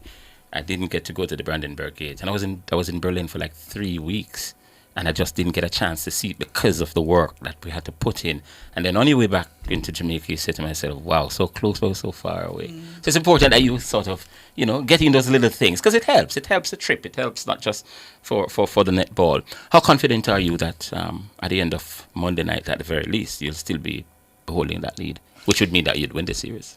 Yeah, look, it's really important. Our intent, we're really looking forward to the physical, psychological and tactical challenge of actually doing that in Game 3. I think one of our big steep learning curves is to win when it really matters most. And I think our recent series against Australia and New Zealand, in lots of ways, we kind of did that test 2 in both for very different reasons. 1, to keep it alive in Australia, 2, to take the win in New Zealand in those opening 2 games. So I feel like this is another opportunity to really stress test our robustness to front up when it really matters. And then hopefully get into Game 4 with another opportunity to take the win. You know, both teams are clearly here with one intention only. I think rising up to number 2 clearly inspired New Zealand to beat Australia. Jamaica are thinking, well, if we beat number 2, we get a few more ranking points. Of course. I feel like, you know, there's swings and roundabouts here, but I think, yeah, so be it, because if that means we're all raising our game, then that's brilliant for the global game. Do you have any member of the squad for the first 2 games who didn't travel? No, we've brought all 15 here. All yeah, and quite intentionally so. It's never going to be even match minutes, but that opportunity to give people a touch on different nations is so important, as Rob said, in this year in particular, as we are a couple of years out from Commonwealth Games and World Cup. Yeah. What about our squad, Rob? Janelle is still unavailable? Unavailable. Yes. She's still unavailable? Still unavailable, yep. But like, you know, we've got Romelda. I know. So she's not a bad substitute. I know, but it's also better to have the Twin Tower. Yeah, sure. That's better. So she's not available. So Janelle's not available. So Romelda is going to lead the line as well, absolutely. and Shimir is going to remain as captain. Yes. Yes. But there were 3 young ladies who went with the squad to the Fast 5 in New Zealand. Yes. They've joined the squad. Yes. Do you remember the names? So we've got Kimone, we've got Zodi, and we've got Simone. Have I said Simone twice? Simone, Kimone. Sorry, I always get. So it's Kimone, Simone, and Zodi. Yeah. Oh, okay. And they expect to see minutes? I would expect them not to. I think we'll keep the same 12. That's. That we're in England. Sorry. That we're in England. Yes. Right. But you want them around to sort of get a feel of absolutely the atmosphere and so on. How confident are you that 1-1 Monday night and this all to play for the next day? And I'm the same as Jess. Like, to me, what's really important for us is that we got outplayed in Test 2. So we want to see the growth and the improvement from there. And I think there was probably both teams were a little bit guilty. Sometimes when they got maybe in front, they couldn't hold it. And we were certainly guilty of that. So it's important. Like those big moments is probably what has, I think you'd probably agree, Australia has probably won big moments for the last couple of years. New Zealand did a number on them, obviously, in that thing. And you know, I thought Jess was very humble. Like, they beat New Zealand on their home court. Which is incredibly difficult to do, and so hence why I think they deserve their ranking. So the first thing is, like, if we play to our very best, and we'll need to lift our game, because I thought England, in particular in the second game, showed us up a bit. So that's good, because sometimes when you get a bit of a dust up, you go, rightio, what do we need to improve? And that's what it's about. This is about going, we want to test ourselves and go, well, how far are we off? But, you know, we're going with the thing that we want to win. We want to, especially Game 3, because then everything's on the line for Game 4. How cool would that be? England won't think that's cool, but, you know. I know. Yeah. Yeah. You've got a fully fit squad to choose from? Yes, we have. Which is always good. Nice. No great deal of headache. The arrangement that you have with Netball Jamaica, is it something that you have the time to extend if they should ask you? Or what you're giving is what you can give? Well, it cost me a fortune to do it. Like I'm probably losing $30,000 plus per for this trip. For the trip, not just this week, but for the time that you're on the squad since they came together. Because I'm a full-time coach, obviously, in New Zealand. So luckily, once the season finishes, I can then come here. But I don't. It's for free. But I don't get paid. But I obviously still have rent. I have all those other things that I also have to do. So it's really financially stressful. Well, I can understand. I was just there thinking a lot of things. I don't know. It's something has to give though, because if you're valuable to the program and the work is showing off, and it's clear that the team is benefiting from your expertise, even if they don't match what you're losing, something probably. I don't know. I'm familiar with the minister. I have her ears from time to time, and I don't see why you shouldn't either. I love you. Oh, that's great. I don't know. I really don't know. But it's probably something that we have to talk to the president about. Of course, they have an election this year. Yes. So election years are probably the best time to get into Absolutely. into your good books. I don't know if it's something that you could. May I just add though, just on the Devon House, the ice cream is definitely different, and it's so good. Thank you, sir. Oh, it's like amazing. Like I think it's the best. Like it's the best ice cream I've ever had. Like anywhere. I hear people say that. Oh, and it's huge. Like, I'm a bit greedy, so I always go the double scoop. And singing massive. Yes. But Devon House, like, no wonder the lines. Did you go to the main Devon House? Yeah. And it's just like that's. Yeah, Devon House ice cream is something else. I've had the privilege of having ice cream in different countries. And for me, there's nothing like Devon House. Nothing like Devon House. And it's not because I'm a Jamaican, I'm saying that, but I'm telling you. Which is why I kept plugging it away at you to ask you, did you like it? Are you sure? I loved it. Yeah. Crunchy munchy with chopped peanuts on the top, all the way. That's your favourite? Well, that's what I had. Yeah. I don't know. There's a Devon Stout. The Devon Stout's good. It's crazy. Nice. There's rum and raisin is a not grape nut is also a big favourite as well. I go the grape nut normally with the pistachio. But I hear people say the coconut is something that you probably could try. I'm more than happy to go back. You're going back? Are you going back? Single flavour. You're going. You're going too far now. We're not going down that road with you. You're going too far. But seriously though, you going back? I hope to go back before we go. Yeah, it's not far from us. It's not far from the hotel. You need to go. Yeah, go I'm also enjoying the park right outside our hotel and joining in the community early mornings with the track walking jogs. I jogged this morning. I did 12 laps this morning. I was in the gym this morning, but I would have seen you a few days ago. I'm enjoying that. Yeah, man. I do 12 laps, not every day, but I was there this morning. I saw you. Show off? I think, did you run the whole time? I ran for about 10 of the laps. I think I saw you, because there weren't many runners, there were lots of walkers. Right. I think I would have known which one you were. You did the trail sometimes?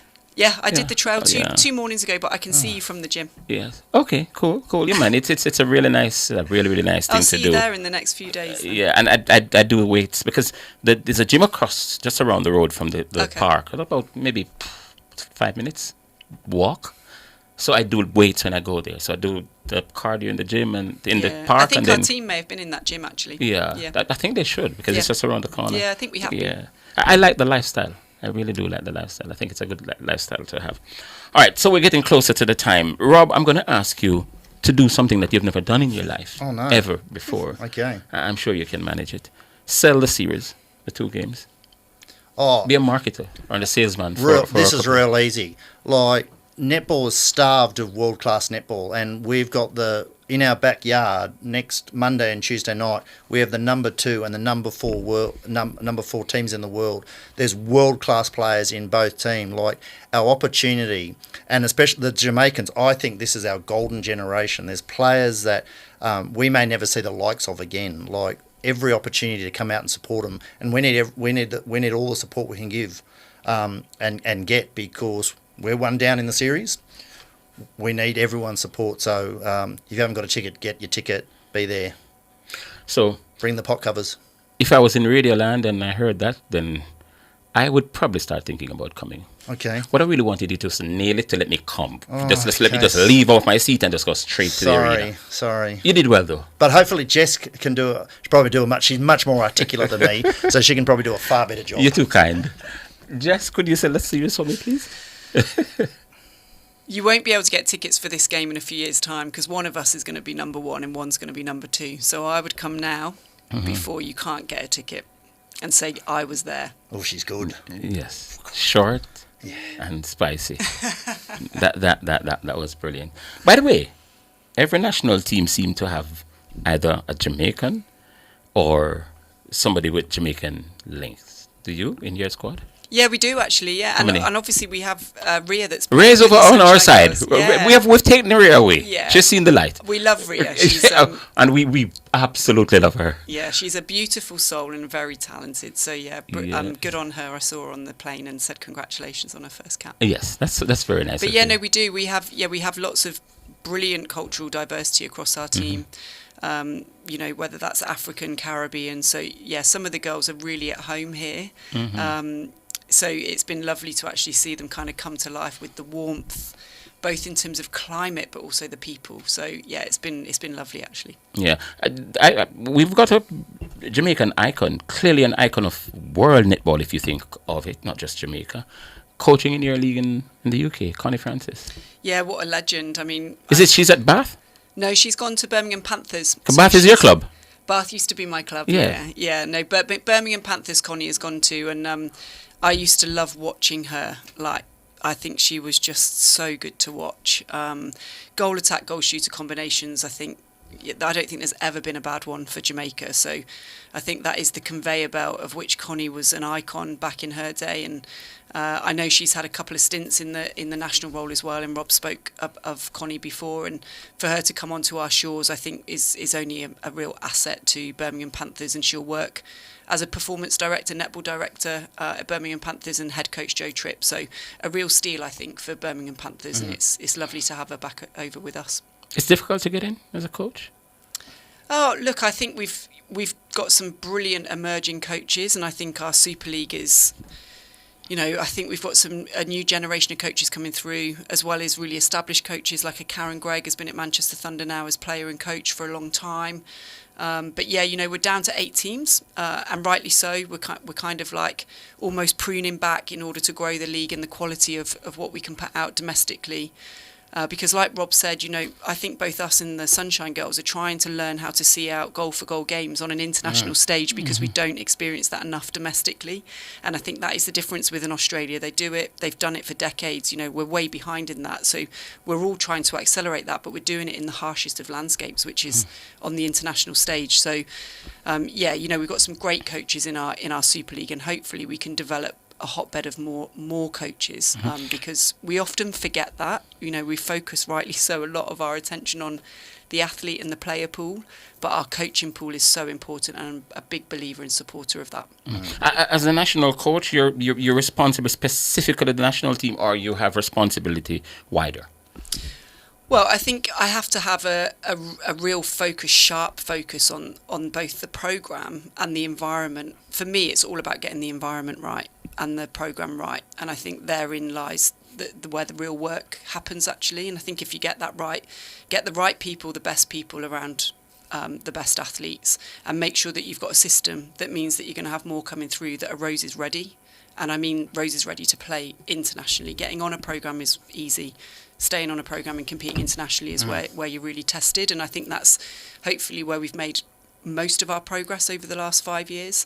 But I find it very difficult to only think of one thing. My brain works in a way where I connect everything. So I can't just focus on 12 people, because without focusing on the periphery and the system itself, then we'll fall short because we just won't be ready enough. So I enjoy that process. And I think my time at Team Bath taught me that. And Lynn Gunson, a Kiwi, a former Silver Fern, and Silver Fern's coach, was my coach at Team Bath as a player. And I think through her, I've learned that you can't not pay attention to the system and the environment, because that is actually where the magic happens.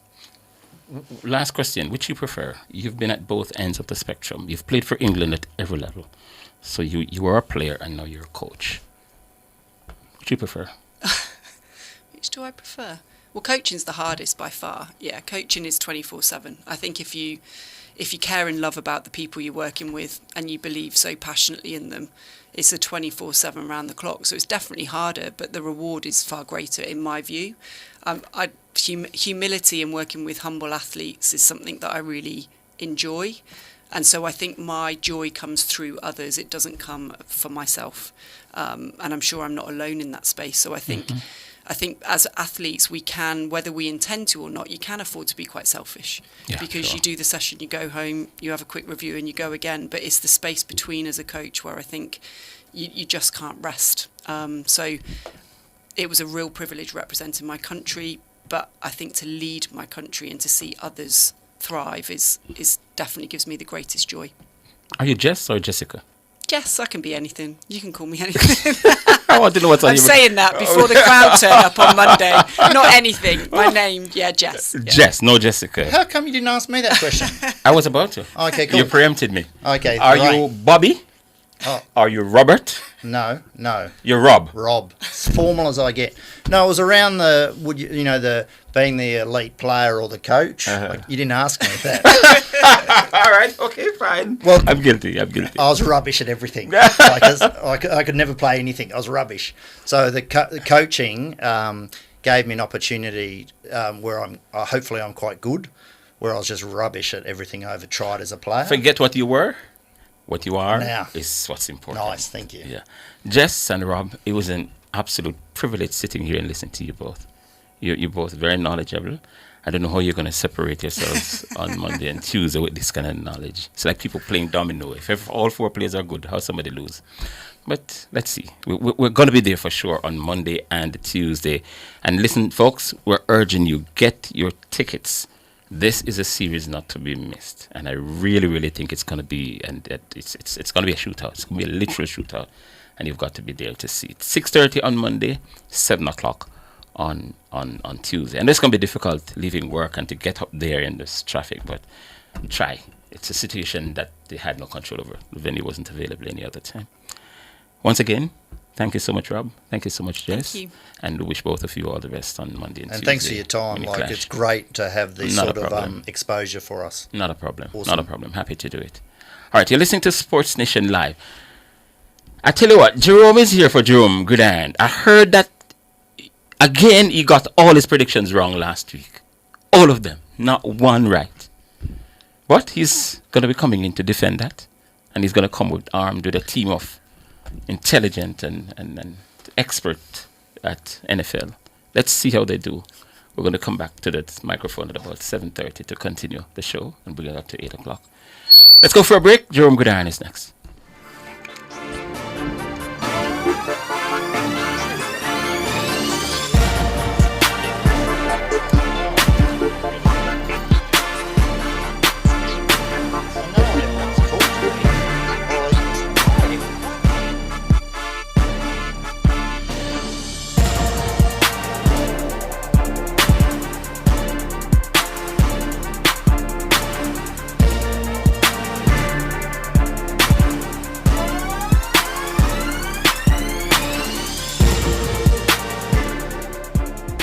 KFC popcorn chicken.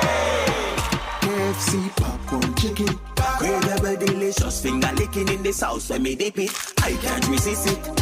Once you start, you can't stop. Do whatever the crunch you want with KFC's popcorn chicken. Delicious, juicy, irresistible. Now available in barbecue. KFC, it's finger licking good. KFC popcorn chicken. Introducing Domus Windows and Doors, Caribbean UPVC solutions. Now open at the Summit, 16 Chelsea Avenue, Kingston 5. Order energy-efficient solar E windows and doors that offer laminate glass for enhanced security and a 50% reduction on your air conditioning usage. Now that's saving money. And these windows and doors are manufactured to international standards with a 20-year warranty on the frames. Get special offers in time for Christmas. Call or WhatsApp 619-1223 or visit the showroom today. I only have Hanes. Make yourself comfortable in authentic Hanes underwear. Nothing beats the never out of style ultra soft 100% premium cotton Hanes underwear. Hanes Comfort Fit V, crew neck and A shirts, absorbent Hanes socks, Comfort Flex Hanes boxer briefs for men, and stylish itch-free Hanes underwear for women and kids. Make yourself comfortable this holiday season, inside, out, and underneath with Hanes underwear for that cool all-day comfort everyone deserves. I only have Hanes for you.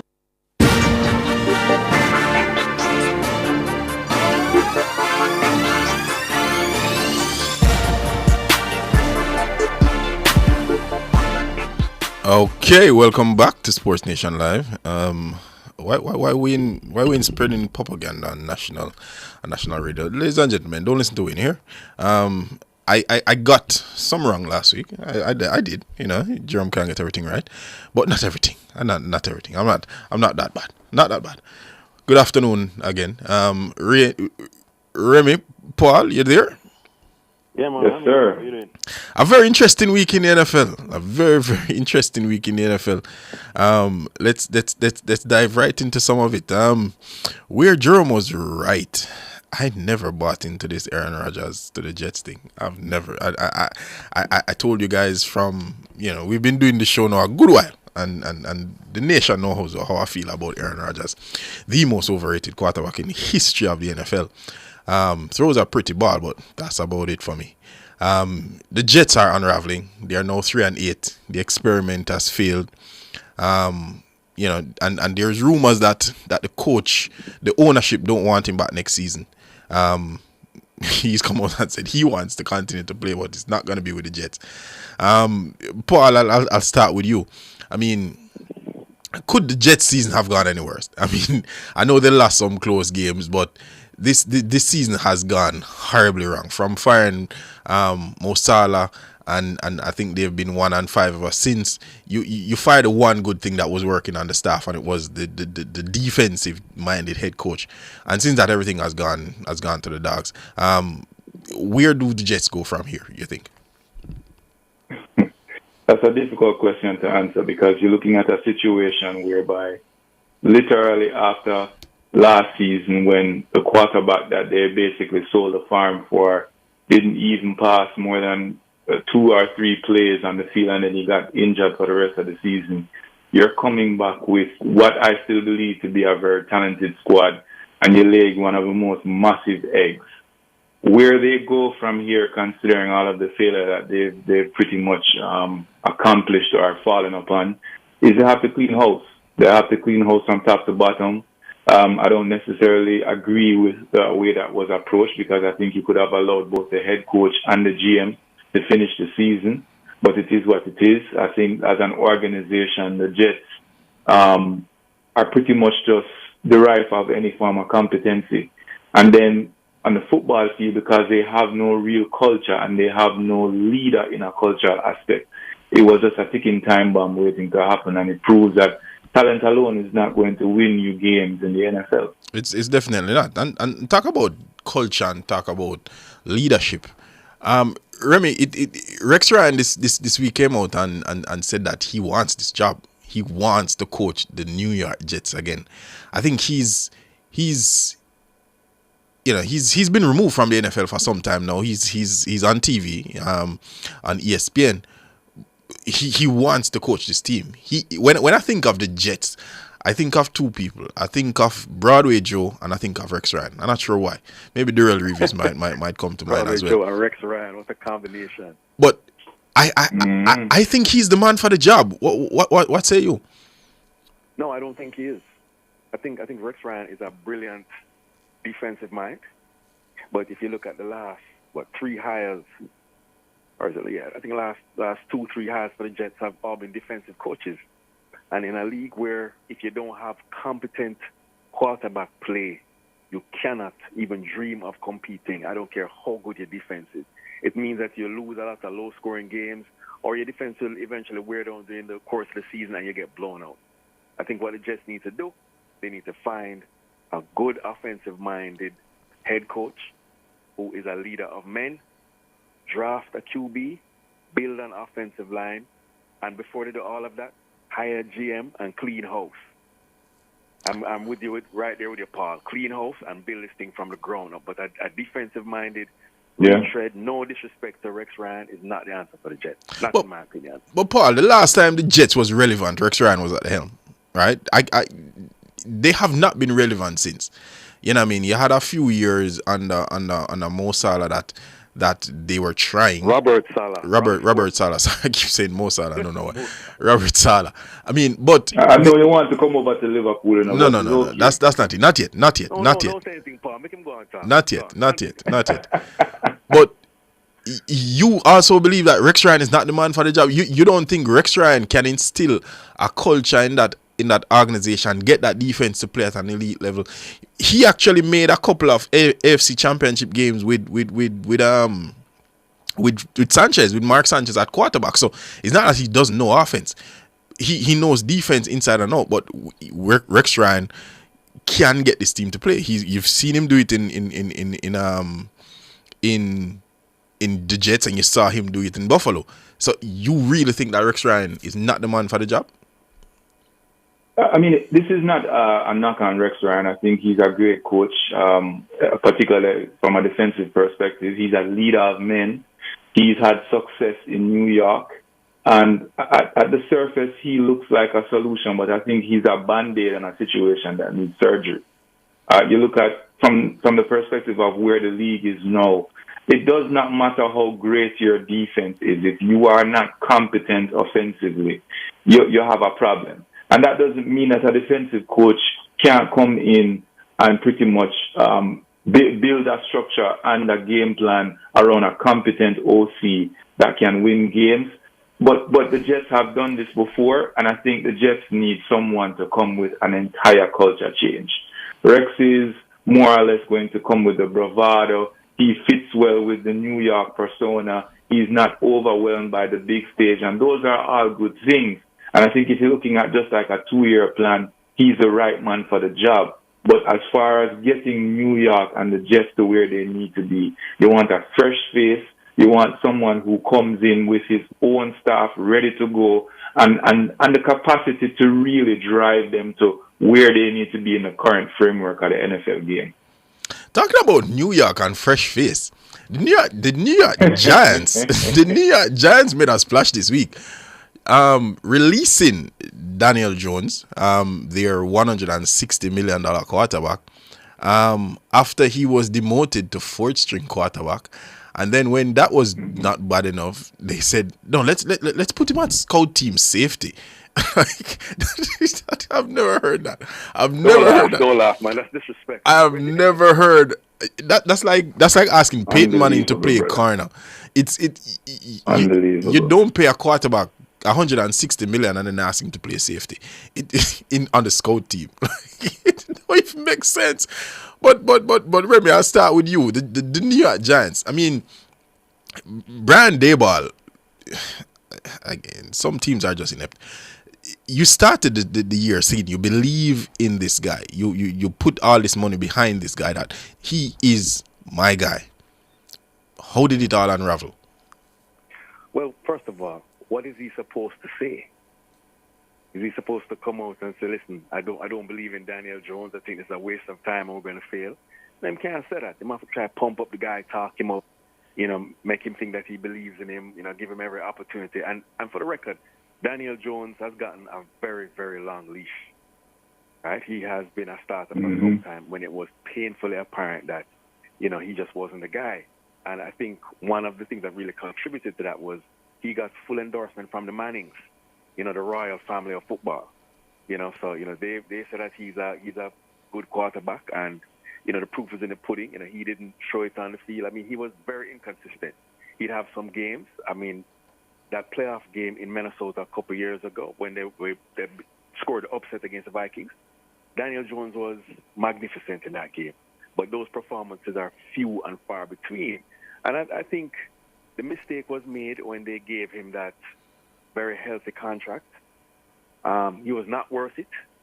Nobody who would watch the NFL thought that he was worth it.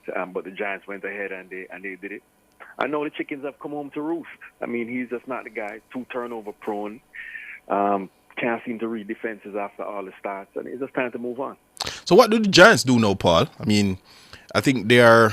I think they're in the top 10 or in the top 5 in the draft this year. They are now turning over to Danny DeVito. This can't be the quarterback of the future. This has to be until the end of the season. Are they hoping to land this quarterback draft coming in doesn't appear to be the best we've seen in a while. I mean, you have Shedeur Sanders, and then there's a big fall off. Does the Giants go in free agent to try to find somebody? Maybe a Sam Darnold, maybe a Kirk Cousins. Like, what is the future of the New York Giants at quarterback? I think the first thing that they need to do is just continue what they're doing right now, and that is playing bad enough football that they have a high draft pick. And then secondarily, when you go into the actual draft, you need to change your strategy as far as, the talent that you're seeking to acquire. I'm not a big fan of the GM, especially after how he, fumbled the entire situation with Saquon and Hard Knocks. And I mean, over the years, they've just been drafting old linemen over and over again. At the end of the day, the New York Giants need a quarterback. They need to find a diamond in the rough. And potentially someone who doesn't have to come immediately out of the draft and start. So there's that part. I think in free agency, you get someone who's proven, someone who can basically keep the ship together, and you actually build an offense and an actual structure around a young quarterback for the future.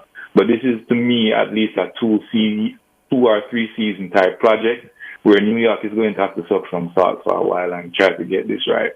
So Remy, is Brian Daboll the guy? I mean, we've heard that Brian Daboll is a great coach. We've seen him in Buffalo, bringing Josh Allen to what Josh Allen is today. We saw him his first couple seasons in New York. I think he won Coach of the Year. He took Daniel Jones to the playoff, won a playoff game. But it's been ineptitude since. Is Brian Daboll the man for the future in New York? I think so. I just think that, there's only so much a coach can do. I mean, he can't overcome Daniel Jones' ineptitude and inconsistency. I mean, but let me ask though. I hear you saying that, but when Josh Allen came out, Josh Allen was said to be trash. I mean, what's his name? Jalen Ramsey called him trash because he was very raw. He was very mistake prone. He was, he was a project, and Brian Daboll turned, Josh Allen into what we see today. Why couldn't he have done that with a Daniel Jones? Why couldn't he have done it with Daniel Jones? I mean, is it possible that there's a huge discrepancy between the raw talent of Daniel Jones and Josh Allen? Forget where they're drafted. I think the Giants reached for Daniel Jones. They took him in the first round, if I'm not mistaken. Top 5. High in the first round. Top 5. Top 5, there you go. So that's not on Brian Daboll, because a lot of the experts are saying that he really should have gone like in the 3rd or 4th round, or possibly later. They never really saw him as a starter.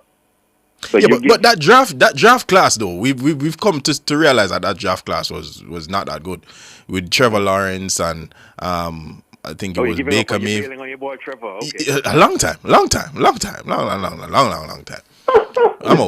Dude, is the worst, I'm out. You know the loyalty of me is not there. You know loyalty of me is not there. Saying I told you so. I love saying I told you. No, anyway, I'm out.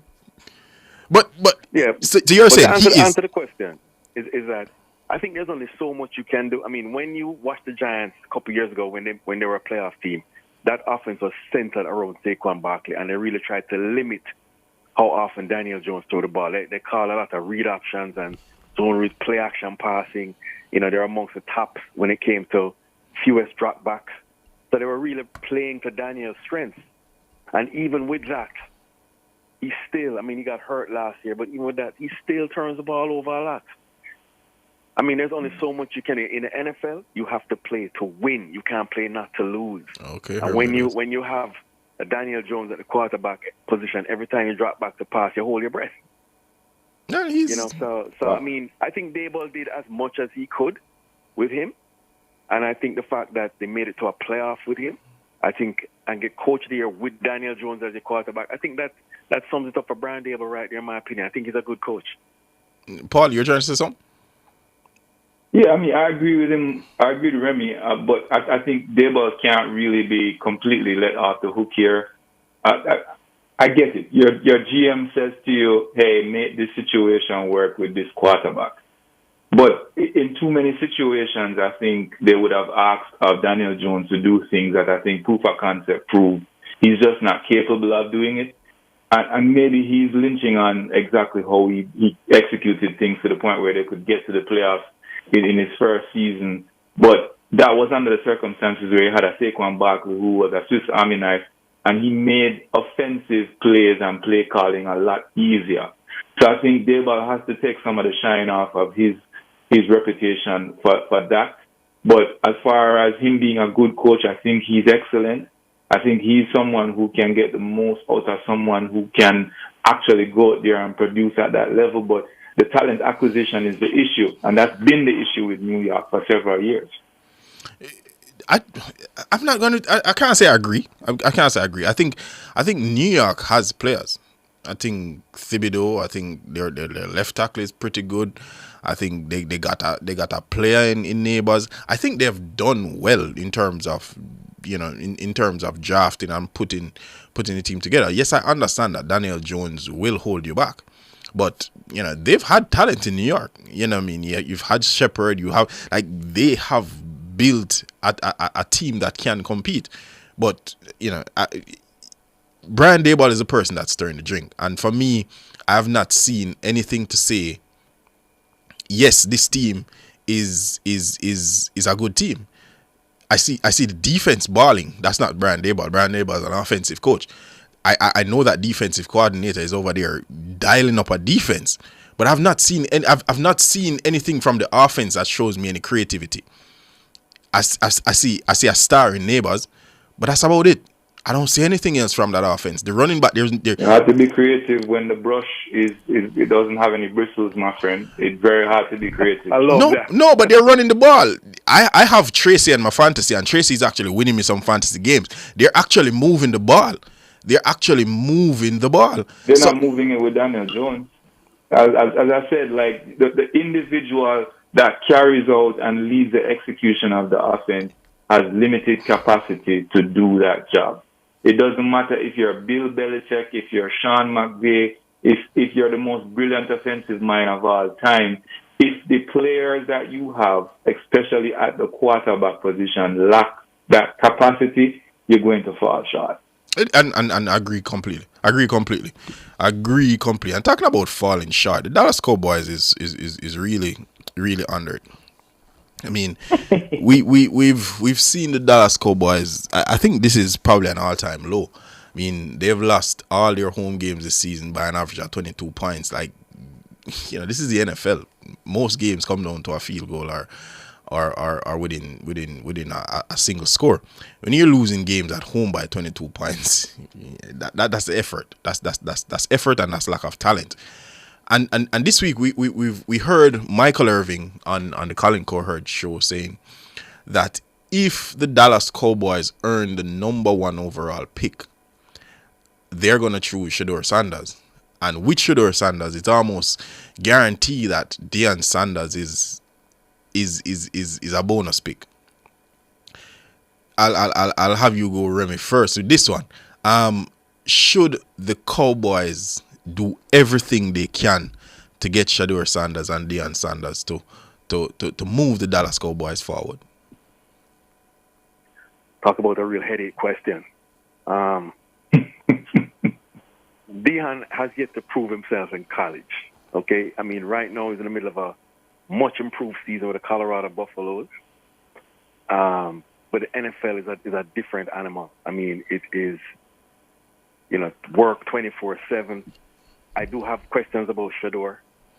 I think he sometimes looks a little slow reading defenses, hold on to the ball too long. He does have some athletic ability.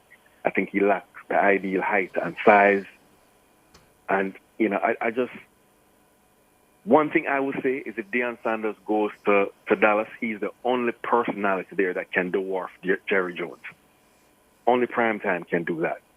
That being said, I think they need to get a legitimate, and this is no shade at Deion Sanders, but they need to get a legitimate coach who knows what he's doing, knows how to build a team, build a coaching staff, and start this thing over. And most importantly, somebody who can tolerate and deal with Jerry Jones.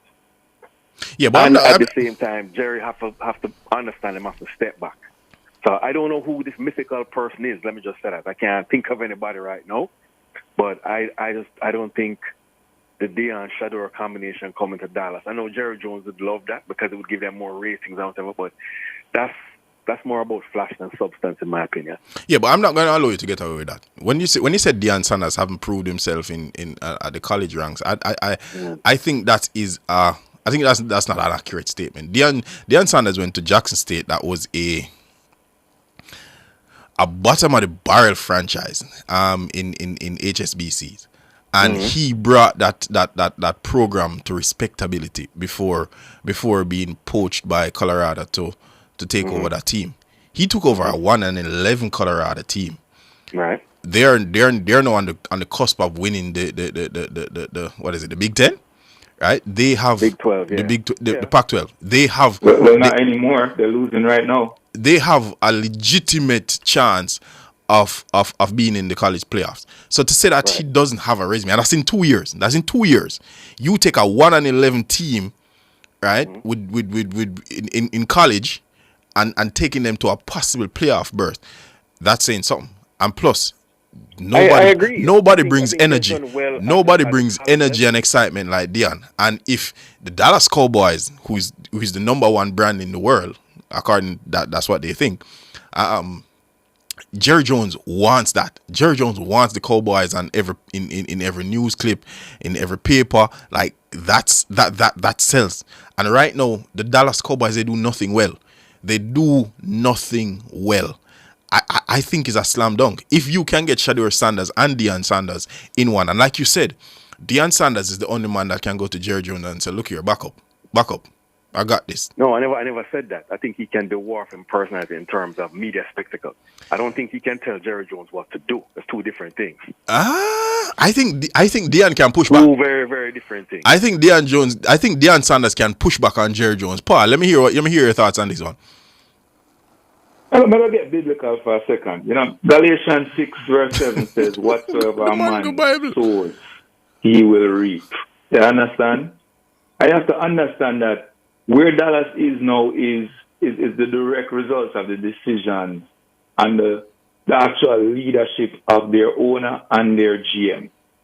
Bringing in Deion Sanders, to me, I'm not taking anything away from him. I think he's doing an excellent job as a coach. I love what he's done in Colorado. We can have an argument about whether or not he's ready for the NFL. You have still not addressed the elephant in the room. And that is the person who is leading this organization who, no disrespect, but even from a standpoint of some of the utterances out of the man's mouth, him sound like him on a pathway to being slightly senile. There needs to be another coming to Jesus moment for Dallas. Let's keep it real. Over $130 million of their salary cap is going to two players. You have Micah Parsons, who's coming up to getting paid as well. As a young defensive player who's one of the stars in this league, you're telling me you're going to pay three man, basically 60 to 70% of your salary cap, and you expect to be successful? I don't care if it's Bill Belichick. I don't care if it's Andy Reid. I don't care if it's Deion Sanders. Dallas needs to address how they approach the entire business of football, of how they approach the leadership of running their administration. And that starts with working with Jerry Jones. And I don't see that happening for any time soon until that man goes to the great beyond. Not sending him there before his time, but that's just facts. So you're suggesting cleaning house. You're suggesting that they find a way to get off Micah Parsons, find a way to get off this Dak Prescott contract, find a way to get off CeeDee Lamb. If the Dallas Cowboys have any chance of becoming relevant anytime soon? I'm not suggesting that. In fact, I don't think there's any one fix to this. You've already paid Dak, you've already paid CD. How are you going to meet the request and the market value of Micah Parsons without handicapping the rest of your roster? I mean, they have this sentiment where everything for them is like they exist in a different space. You have reality over here, and you have Jerry Jones' perception over here, and the two just never meet on the same path. Because at the end of the day, you still need talent to supplement the really talented guys you have. You have Bland and the other and Diggs in the secondary. They're going to want to get paid in another season or two. You have other young players who are doing well both on the defensive and offensive side of the ball, and you need to fill gaps with your O-line that is old and injured. How are you going to do that? I don't have the answers, and frankly, I don't want to contrive those answers for Dallas, but it needs to be some drastic sacrificial decisions that they have to make because, again, as the Bible says, the man sow a certain thing and he might reap it now. So you have to go pay the piper fee. Remy, does Dallas clean house at this point? You know, I think you can probably get, you know, a first and a second for Micah Parsons. Not sure what that value is right now. Not sure what a Diggs value is. But at some points, the Dallas Cowboys are going to need some draft picks. They just gave up a 4th-round pick for a receiver that I have not seen at all this season. Mingos. I don't know. Has he played at all? He did some cardio in the game on Monday. I don't know. But they have a few run up and down. They have been giving away picks. I mean, for a team that is in cap hell, they have just been giving away picks. I don't understand it. But I think if you can get, you know, a haul for a Micah Parsons, get back something for Dak, everybody has to be on the trading blocks in Dallas right now. That's what I was about to say. I don't think anybody on that roster is untouchable. I mean, even if it's a thing where, okay, let's say you trade Dak Prescott. Most teams are not going to want to take on Dak's salary. So like other teams have done in the past, you know, when that kind of situation, you say, all right, I will pay half and you pay the other half. So we both help each other cap-wise, right? You move on from CeeDee Lamb, anybody who is of value, you know, Micah Parsons, and accumulate enough picks and start over.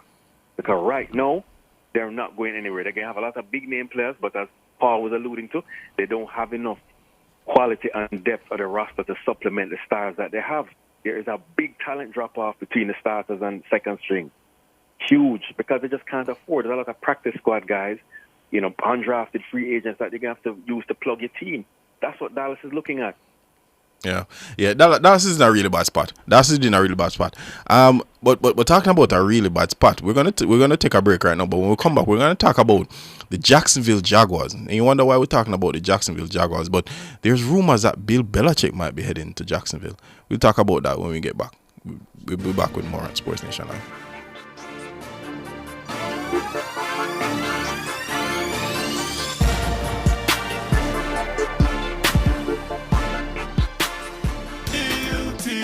Outlast, with top performance, Chakama, reliable, full stop, not comma. We have the expertise for drilling and demolition. We have the power tools for plumbers and electricians. Fancy select tools, 3 parts and 3 repairs. 3 parts, 3 repairs. 2 to 3 years.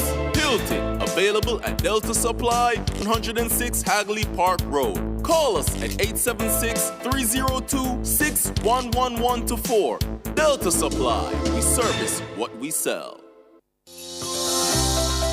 Have yourself a color glow Christmas with Edge campaigns where you could win amazing prizes. Just spend $20,000 or more on Edge Chem products or buy 1 5-gallon color glow plus low sheen paint to enter. You could win a weekend for 2 at a resort among other great prizes. Shop at participating distributors island-wide to enter. Visit our socials at Edge Chem Jamaica for full rules and details. Promotion runs November 15 to December 15, 2024. It's a color glow Christmas with Edge campaigns. Changing lives 1 gallon at a time. Authorized under Section 58.3 of the Betting, Gaming and Lotteries Act.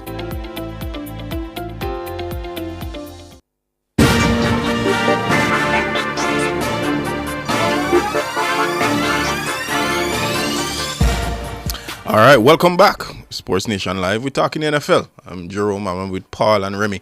And before the break, we teased the Bill Belichick to Jacksonville rumors. Could be rumors, could be true. But I'll start with Remy. Remy, we know Jacksonville still has a coach. I mean, the team, I can't see Doug Peterson making it to the end of the season. The team has just really looked bad. Persons were saying, it's Trevor Lawrence, but then you switch out Trevor Lawrence for Matt Jones, and it's gotten progressive work. But they do nothing well. They do absolutely nothing well. That team needs a change. They need a change of leadership. They need a change of Jacksonville just need a overall. Bill Belichick is being linked to that job. I mean, we heard him. He's on TV now. He says he loves it on TV, but he also wants to get back on the field. Is Jacksonville the spot for Bill Belichick if you think he was going to get back out there? No, I don't think so. I don't see Bill Belichick going to Jacksonville. I mean, the Jags are pretty much like Jacksonville is like a college environment compared to the rest of the NFL cities. I mean, Bill Belichick, after spending all the time in the Northeast, with the Giants and then, with the Patriots, I really can't see him going to Jacksonville. I just don't think it's a fit for him culturally. I would more see him holding out for the Eagles job, depending on how that unfolds. Another place I heard was a possibility is he could end up in Cincinnati, and I could see him doing well with the Bengals. I mean, you have the centerpiece, you have Joe Burrow, you have Jamar Chase. He definitely can fix the defense. I'm sorry, I'm wondering if the most obvious one is missing you. The New York Giants. That could happen, but I don't want him in my division. I'm just being honest with you, right? So I prefer him to stay out there because he could turn the Giants around. But that's a possibility. But I've heard the rumblings of Cincinnati. But Jacksonville to me really seems like a reach. I just don't see him going there. And I mean the legend that he is, the whole environment, the whole culture. Unless they grossly overpay for him, make him the highest paid coach in the history of the NFL, then maybe. But otherwise, I don't see it happening. Paul, Doug Peterson was your coach. He gave you a Super Bowl. And I know you are a fan. I'm not. Does he survive this season? And if not, does Bill Belichick take this job and revitalize a Jaguars team that is really in need of leadership? To answer the question regarding Doug Peterson, I don't think he'll get officially fired before the end of the season, but he's already fired. And that's just on the basis of how the Khan family runs their business. They'll let him play out the season unless there's something completely embarrassing and catastrophic. So there's that with Doug. As far as Bill Belichick being with the Jaguars, I'm with Remy. I don't necessarily see it.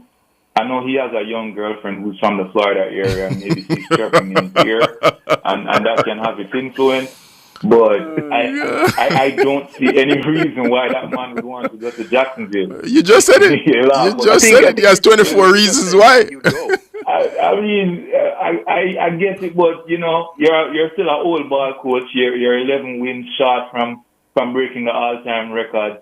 I think you want to be with a team that you can actually step in and make legitimate changes and win some football games.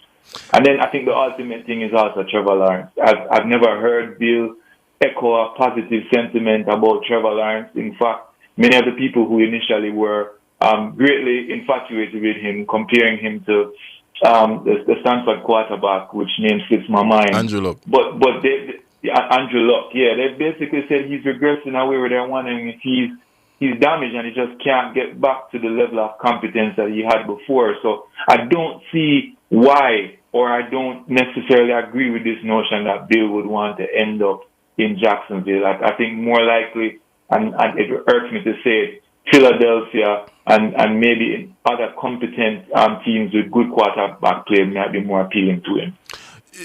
Let me throw this one out here. Bill Belichick was the Jets. I know he has some comments about Woody Johnson in the past. The Jets, he has history with the Jets, good and bad. He has history with the Giants, good and bad. Could we see Bill Belichick end up in New York at some stage of his late career, Remy? You mean with the Jets or the Giants? With the Jets or Giants, yeah. The Giants is a possibility, absolutely. That could happen, because he made his name in New York as a defensive coordinator alongside Bill Parcells, and everybody knows that the Giants don't win those 2 Super Bowls with Parcells without Bill Belichick as a defensive coordinator. The Jets, no, he hates them. He's not going to do that. I think he'd rather just retire and coach the Jets. He has made it very clear how he feels about the Jets. He's not going back there. Yeah, the Jets are a franchise. The Jets are a franchise. Talking about a franchise, the Chicago Bears host Minnesota Vikings tomorrow in a, this has to be a must-win game for the Chicago Bears. The Minnesota Vikings, their early season form doesn't match up to their current play. Sam Darnold look like he's regressing week by week. That vaunted defense doesn't seem as scary as they did within the first 5 weeks of the year. Chicago Bears, they've looked good in the last two weeks, even though they have lost both games. We've seen improved play coming out of Caleb Williams in the last couple of weeks. Minnesota coming in here, Paul, as the favorite. Is there a way for Caleb Williams to possibly sneak a victory, and should the Vikings be an upset alert in this one? Yeah, I think this is a scary game or a trap game for Minnesota. I agree with everything you said except the play of Darnold. I don't think he's regressing. I think there's some consistency to it. It's really that Minnesota defense that it just does not look like itself. It's not creating as many turnovers as it did in the early parts of the season. And then on the side of the Bears, yes, they've lost those 2 games, but Caleb Williams in particular has looked way more proficient playing the quarterback position. I personally think that if you're looking at this game, considering that 3 weeks ago, that Bears team, if they did not lose to our Washington Commanders in a Hail Mary scenario, would be way better positioned to make a playoff run. Minnesota should be worried here, and I'm not necessarily saying I would go with the Bears, but it's a game that I would be on alert for. Yeah, I have Minnesota, but I'm not overly confident. Why do I have 10 points on Minnesota in this game? I should not have 10 points on Minnesota in this game. Play with your chest. Hey man, go with it up, man. Go with what you feel. No, I don't feel that. This is a game that can go either way. Remy, quickly, your thoughts on this one? I actually think that Chicago can win this game. Let's not forget that if not for a blocked field goal, which seems to be catchy. The Bears beat the Packers, who were heavily favored last week. The new offensive coordinator, I don't know, his name escapes at the moment, has the Bears running the ball more, taking the pressure off of Caleb Williams, playing to the strength of that team. They have a solid defense. I actually think they can upset the Vikings in this game. So are you picking the upset? Yeah, why not? Yeah, I think that's it. One of us has to do it. Don't let the man be it, Remy. No, man, that's all right, man. I'm good. I'm good with that. All right. Remy, the Detroit Lions, I mean, they've just been beating people to a pulp all season. Last week they beat, I don't remember who they beat, but it was Jacksonville 50-6. Yeah. I mean, it was just a beat down. Nobody wants to play the Lions right now. I think the Lions are the best team in the league right now. I know Kansas City is 9-1, but I think if they were to play right now, I'd take Detroit. They take on an Indianapolis team at Indianapolis that looked good last week with under Andrew Richardson. But I'm not taking Andrew Richardson over that Detroit Lions team. Detroit for me all the way. I don't see any way Detroit losing this game. What you say? No, they're not going to lose. You remember you forced me to expound on the game last week with Jacksonville, and I told you very simply what the Detroit Lions are doing is they are beating the brakes off of teams that they're supposed to beat, and it's going to continue this week. I mean, Richardson looked good last week, all beat against the Jets. And I'm going to go out on a limb and say the Lions are a little bit better than the Jets, don't you think? Yeah. So I think it's another one-sided for Detroit. All right. Miami Dolphins, Paul, host the New England Patriots in a game that should be interesting. Miami had a victory last week that they didn't deserve, but nothing is given to you in the NFL. You have to take it. New England has looked competent under Drake May in the last couple of weeks, but I think this is really a step up in class. I think Miami should be able to handle business at home. Agree? Yeah, I agree with you. I like where Drake May is in terms of his development. He looks like he'll be a good one for the future. But I think going on the road, playing in Miami, even though it may be a nice, brisk 75 degrees at that time, they're just a different team when the Dolphins play at home. And that offense is now kind of getting to a point where they've gelled into mid-season form. And Tyreek and company should be one week healthier. So Miami would be my pick in this matchup. No, agreed. Remy, the Tampa Bay Buccaneers should be getting back Mike Evans this week. A huge boost to that team and looking to make a late playoff push. They get a bye this week when they play the Giants at New York. The Giants, maybe refreshed, maybe rejuvenated in the post Daniel Jones era. Can they? Should Tampa Bay be on upset alert in this one as the favorite, even though the game is being played in New York? Yeah, most definitely. I think they should be. The Giants defensively are solid, and Tampa defensively isn't. So this game really comes down to Baker Mayfield and the Tampa offense versus the Giants defense. And I think whoever wins that matchup is gonna win the game. I actually think Tommy DeVito. I have to tell myself Tommy because I'm so tempted to say Danny. Tommy DeVito. I think he plays a good game. He's going to play a good game against Tampa because Tampa's defense has been poor all season, which is very surprising. So this game, I think, is going to be a lot closer than people expect. I'm tempted to go with the Giants for the upset, but I think the Bucs will eke it out. But if the Giants win, I would not be surprised. All right, I'll swing it back to you. No, Remy. For Washington, they take on Dallas at home. Is this gonna be a one-sided affair? And should we just go ahead and put the 13 points on Washington here? See, I'm not falling for that again. You said the last time I stuck my chest out with Washington, you made me pay for it. So here's what I'm going to do. I'm going to get the company line. It's a division game. Anything can happen. These are fierce rivals over the years. You have to throw the records out the window. We do have a rookie quarterback. We're playing against a team that is playing for pride. So I think Washington will get the win because we're at home, and I expect a good, competitive game. All right, that's what you said for the radio. Paul, Kansas City finally got the monkey off the back last week, losing to Buffalo. So no more undefeated talk. We can get that that out the window. The 72 Dolphins pop the champagne and they're good again. They face a big test this week when they travel to Carolina to take on the Panthers. Are they back to winning ways this week? I think this is the best game for them coming off a loss. And I think the loss is actually a good thing because it helps them to kind of retool and refocus. They picked up a new left tackle, which I'm not quite sure who they'll implement in this game. But you want to have some opportunity to build some synergy. I'm playing against a Carolina team, albeit more competitive at this point in the season. I think Kansas City, as long as they don't play with their food, their caliber and their pedigree should give them a victory here on the road. All right. Remy, the Houston Texans last week, they laid an egg against a Miami Dolphins team that they should not have lost to that Miami Dolphins team. And this week, Houston? Wasn't it Houston, Miami last week? They beat Houston. No. Dallas on Monday night. They beat the Dallas. Oh, yeah, they beat Dallas on Monday night. Yes. Yes, sorry about that. So they take on the Texans this week. The Texans are a tough out. But that team is different when Nico Collins is back. He's back, he's healthy, and that don't spell good things for my tank, Del. But, whatever. Houston should be able to handle business at home against a Tennessee team that really should not be competitive in this game. The defense will hold up, but I think Houston will make enough. Yeah, and I'm going to tell you something. I have Houston winning this game, but I would not be surprised if they give us a scare because, they've really had some issues on the offensive line. And Tennessee is the type of team that can take advantage of that. But fortunately for the Houston Texans, they have Will Levis playing quarterback for the Tennessee Titans. So I think the Texans are going to capitalize on whatever mistakes that Will Levis makes.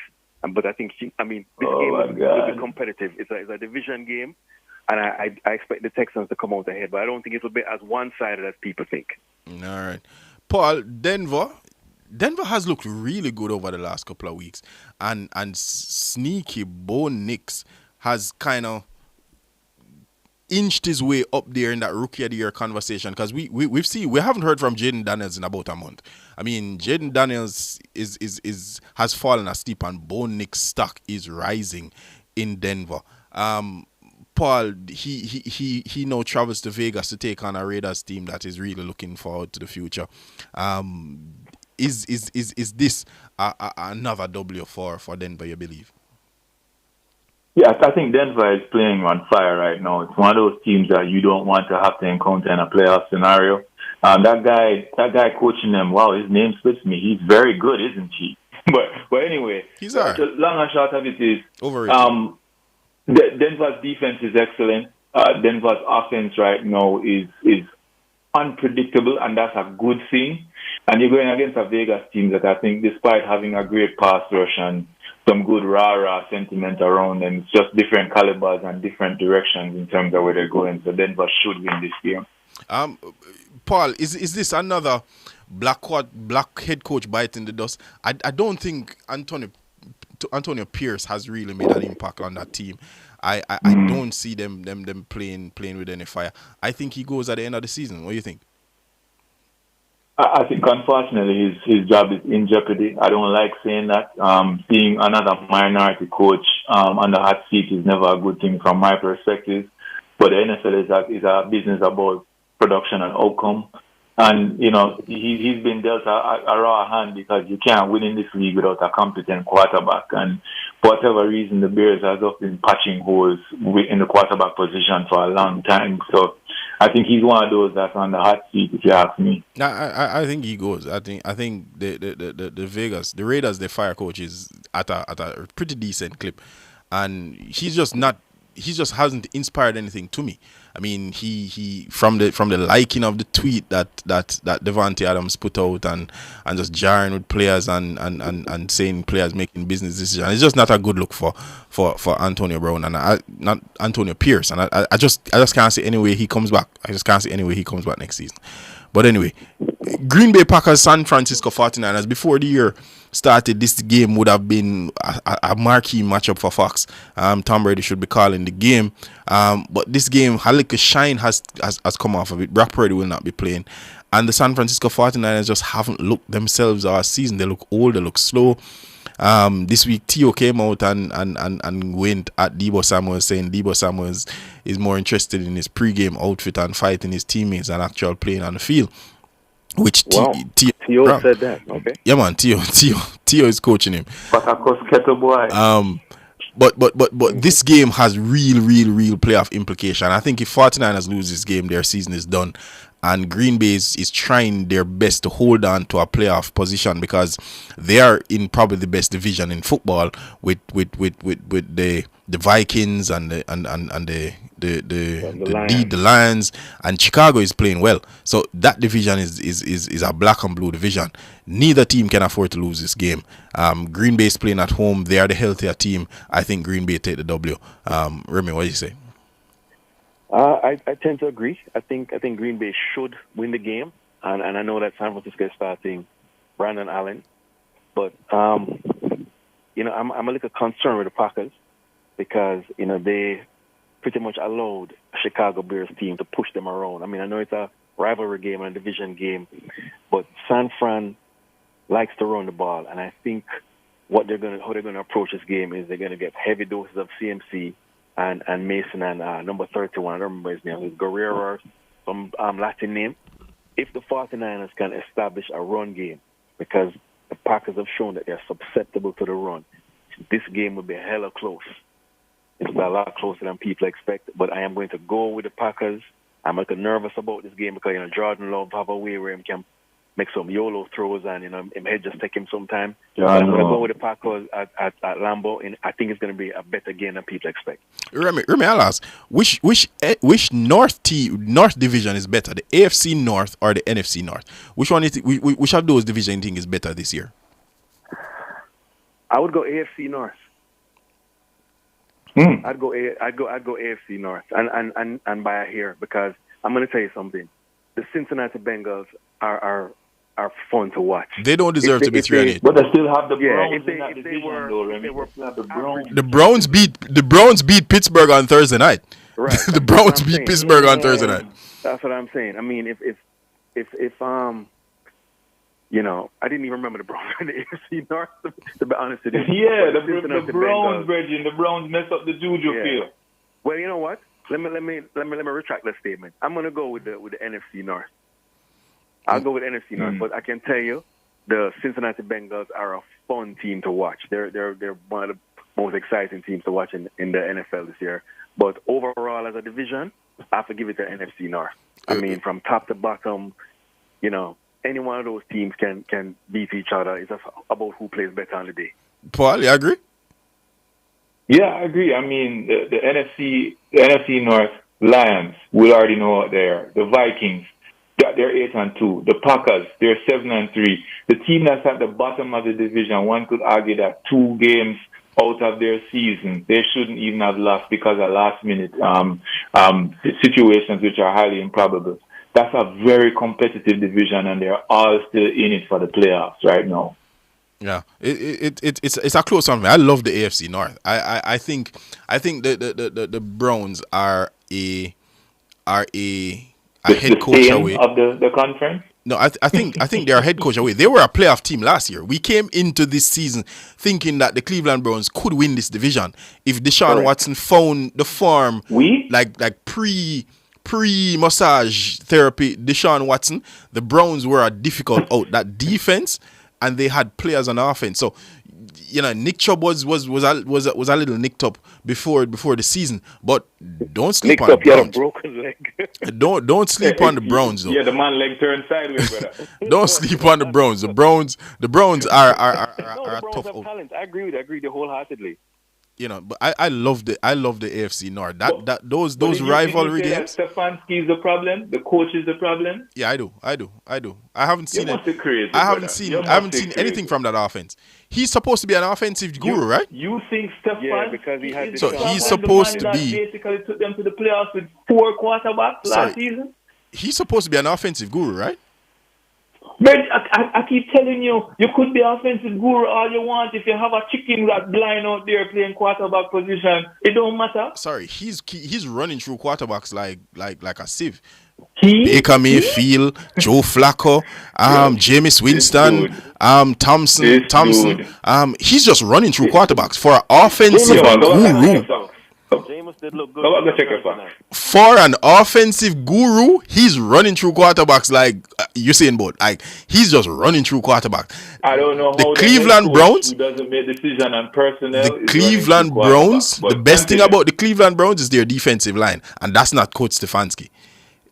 I'm just saying. I'm just saying. We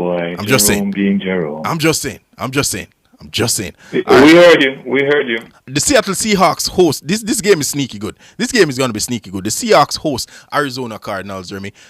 Arizona coming this game. I think they were on a bye last week. They look like the team to beat in the NFC West. Never easy going up to Seattle to play. Seattle. I am going for the upset here. Seattle is playing at home. They're the underdog. I think the 12 is going to come out. I think this is a bad spot for the Arizona Cardinals, and I'm going to go with the Seahawks for the upset. What do you say? I think Arizona definitely should be on upset alert, but here's something that might actually go against the Seahawks. They have beaten the Arizona Cardinals 5 times in a row. And something just tells me it will not be fixed the way this Arizona Cardinal team is playing.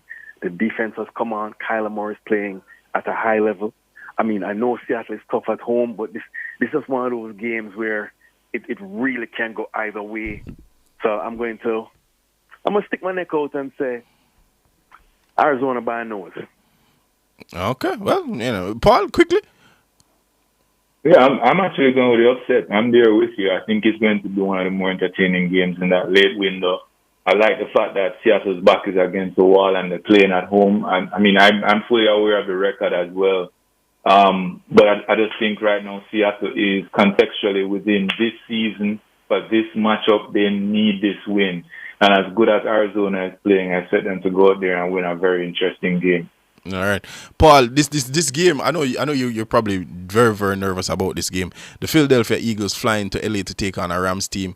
The Rams team that has really underperformed this season. I mean, I know they've had injuries to Cooper Kupp and Puka Nacua and some defensive linemen, but the Rams have underperformed this week, losing to Miami in a game where they should not have lost to Miami, and they really have not looked themselves. But they should be able to get up for this game. A Philadelphia Eagle team that's coming with a lot of confidence. Saquon Barkley running the ball pretty well. I have Philadelphia in this game, but I wouldn't surprise if Puka and Cooper Kupp had big nights. Matthew Stafford live for these games, and I wouldn't surprise if Matthew Stafford put up a big performance in this game and upset the Eagles. But I still think the Eagles should be able to do enough to come out with a victory.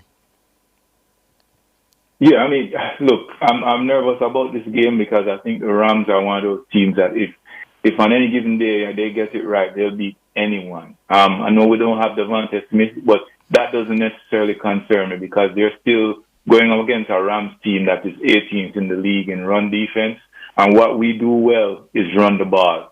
My big concern is we have to get after Matthew Stafford. We have to create some level of discomfort and move him off of his spot. We have to basically use the leverage of the fact that having Stein, I think that one of the leading O-linemen is doubtful. And even if he does play, the man have something of a high ankle sprain. We need to dominate. Otherwise, that game is going to be dicey. I still feel very confident that we can win if we stick to the game plan. My issue is always what will our head coach do in some high contextual leverage moments when you know you have a McVay on the other side that more often than not will make the right choice. And that's where my concern is. All right, Remy, any thoughts on this one? Well, I think Paul can relax because what is the news I'm getting out of Philadelphia is that they plan to lock up Nick Sirianni in the bathroom just before a game. I would love it. I would love it. And the coordinators will take care of everything. I think where the Eagles really have the edge in this game is defensively. I mean, respect to Matthew Stafford, Sean McVay, Cooper Kupp and company. But I think what Vic Fangio has done with the Eagles' pass rush and their secondary, namely Mitchell, who I think is going to get defensive rookie of the year, and Cooper DeJean, I think his name is, that Eagles secondary is legit. Vic Fangio has that defense thing at an elite level. I think right now, as we speak, I think the Eagles are ranked number 1 overall in total yards. I think that continues. I think Jalen Carter, Jordan Davis, and company are going to give Matthew Stafford a headache. So I'm taking the Eagles. Yeah, I think we're all on the Eagles. And for me, the possible game of the week this week comes from the Monday night game when the Baltimore Ravens, Remy, fly to LA to take on the Chargers. I mean, this is the Harbaugh Bowl. And this game, it just reeks, family and just manly energy and Big brother versus little brother. I mean, it could be the game of the week. The Chargers are a hot team right now. Baltimore coming off a stinging loss to a Pittsburgh Steelers team last week that they want to get that taste out of their mouth. But the Chargers is not the team you want to run into when you're trying to get that bad taste out of your mouth because the Chargers are strong defensively. I mean, quickly for this one, who you have the edge in this one and why? I'm going to take the Ravens in this one. I think they're going to get back to, what make them the Baltimore Ravens. I expect Derrick Henry to have more than 13 carries in this game. I expect Lamar to be Lamar. I think on the other side of the ball, I love what the Chargers have done, but I don't think they have enough weapons really to scare a Ravens defense that played much improved on last week Sunday against Pittsburgh. So I'm going to go with Baltimore in this one. Paul, quickly. I think in Baltimore by a nose. I think desperation has to be a key factor here. Both the Chargers and the Ravens are second in their divisions right now. But for the Ravens, they're supposed to be a team that everybody expects to be a Super Bowl contender, and they're trending in the wrong direction. The Chargers, as great as that defense is, their run defense is still 11th in the league. I still see a situation where I want to see more from them in the passing game. And looking at just contextually, how the matchup has always been for these two brothers, it's always favored the Harbaugh that's in Baltimore. So I'm going to go with Baltimore in this situation. Yeah, I want to go with Baltimore as well, but I just feel like this is Jim's year. Oh, I am shocked. I'm gonna go with the upset. I'm gonna go with Chargers playing at home. I know it's not gonna feel like a home game because Chargers have the worst fans in the league. But I just think that the Chargers are playing well. I think that Jim Harbaugh has his footprint on that team and they're playing well. And Justin Herbert looks like the quarterback that's going to take down Patrick Mahomes this year at some point. Give me the Chargers. Give me the Chargers and a win over Baltimore. Baltimore has not looked good against good teams this season. They've beaten up a lot of bad teams, but they have lost games to the good teams, and I think Chargers are a good team, and they're going to beat them. And that's going to be where Jerome was right next week. I'm going to be able to come out and say that. Okay. I hope so for your sake, young man. Because Baltimore has been a lot of fool's gold this season. They've looked good against good teams, and they've struggled against the they've looked good against bad teams, but they've struggled against the good teams. But I'm getting the wrap-up signal. Gentlemen, it was always good. It was always a pleasure.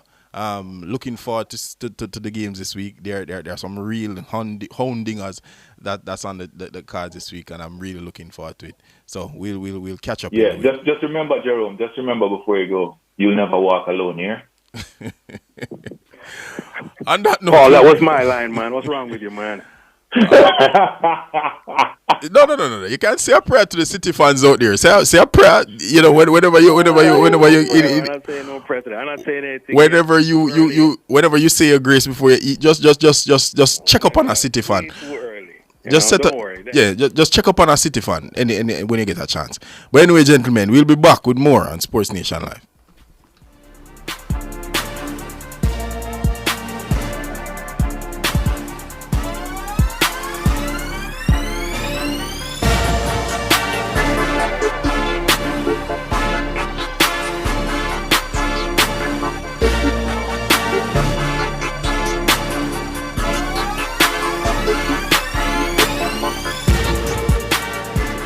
Escape to the tranquility of Spur Tree HomeAway Villas, a placid getaway featuring 3 unique accommodations. The spacious main house offers 6 aesthetically pleasing designed bedrooms, 3.5 baths, smart lock access, and modern amenities like smart TVs. Enjoy the cozy 2-bedroom suite with private baths, or retreat to the intimate 1-bedroom suite. Relax by the pool or explore Spur Tree HomeAway Villas. Book with us today. Contact 347-307-3732 or 646-824-5232.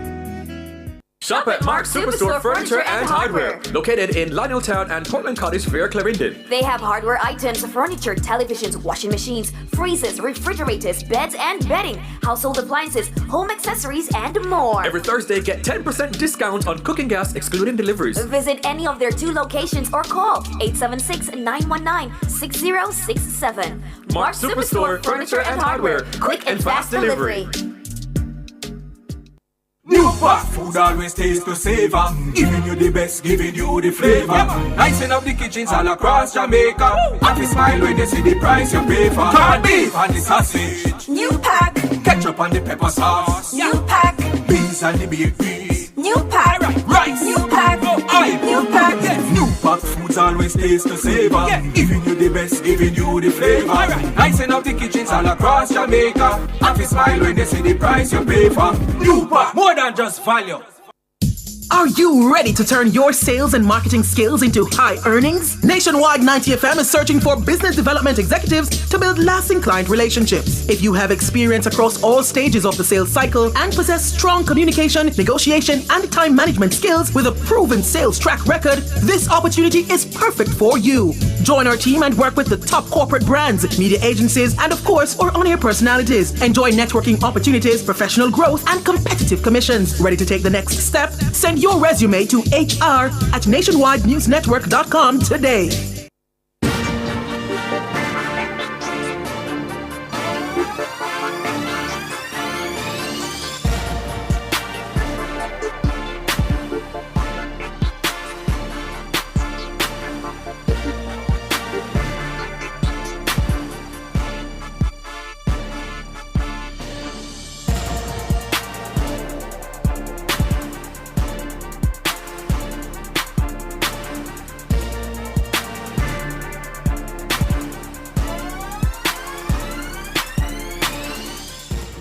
Welcome back to Sports Nation Live, and after the Jerome Gridiron, we've got 23 minutes to go in the show, just to bring you up to date on happenings around the sporting world. Still, the Champions Cup game between Heidel and Garver Maceo that ended 3-2 in favor of Heidel, so Heidel are through to the semi-finals, also through Jamaica College and Ocho-Rios, and the last quarter-final is being played, and it features Glenmuir against Kingston College at the Montego Bay Sports Complex in Catherine Hall, St. James. Glenmuir, they're leading by 1-0. A first-half strike from Orain Watson. 34 goals so far this season. And so it will be Hydel against Jamaica College, and either KC or Glenmuir will take on Ocho High School in the semifinals on Wednesday. The first semifinal will be Hydel against Jamaica College, and the second, and that starts at 5 o'clock. And in the second one at 7:30, it's KC or Glenmuir against Ocho. As I said, Kingston College, they're trailing in this game by 1-0. The Regional Super 50 final. Let me see what's happening with that one. I did promise to tell you if there's a reserve day. So what we're seeing here is that the match abandoned without a ball bowled. That's not good enough. We want to find out if one team has won the tournament, and I can tell you that in a short while. Just give me a second, and I'll tell you what has happened, because we're busy doing other things this evening. All right, so let's see what's happening here. Not yet. Nothing yet. So the latest we have is that the game has been abandoned without a ball bowled. Just want to find out if there is a reserve day or the tournament has ended, but nothing further from Cricket West Indies. But I'm just trying to get it. All right, in while we do that, we'd just like to tell you that the West Indies declared on 450 for 9, and Bangladesh closed the second day of the first test on 40 for 2 in reply, and Justin Greaves has gone on to score 115 not out for West Indies. Now we're hoping to hear, we had a scheduled interview at this time with Mr. Ruler of Speed, of course, you know, Cavalier playing the Caribbean Club final next week Tuesday. So we wanted to have a quick chat with him. We're not getting through to him. He's agreed to have a chat with us, but we're not getting through to him at the moment. And let me just see. I'm just trying to pull up the CG United from October. Now I'm not seeing what if the possibility of rain, what would happen? Because they've got an arrangement, an agreement with ESPN to carry the games. So I don't know. I'm not sure. We're still not yet able. If you feel like you want to have a chat with us, feel free to call us, and let's talk about what you want to talk about. And let me just share the numbers with you again. 876-63-9371. That's 876-63-9371, and it goes up to 4. So if you have something that you want to talk about sports, feel free to call us on any of those numbers. 876-630-9371, and it goes up to 4. We can have a chat if you want us to. All right. Let me see if I could just get around, because I've not heard anything. No finals, not getting it at all. So I'm not 100% sure. Perhaps we could take a quick break and I get that information for you. Have we got a caller or Mr. Speed? All right, so what we probably could do, take a quick break. We'll get the official outcome for you and come right back to you.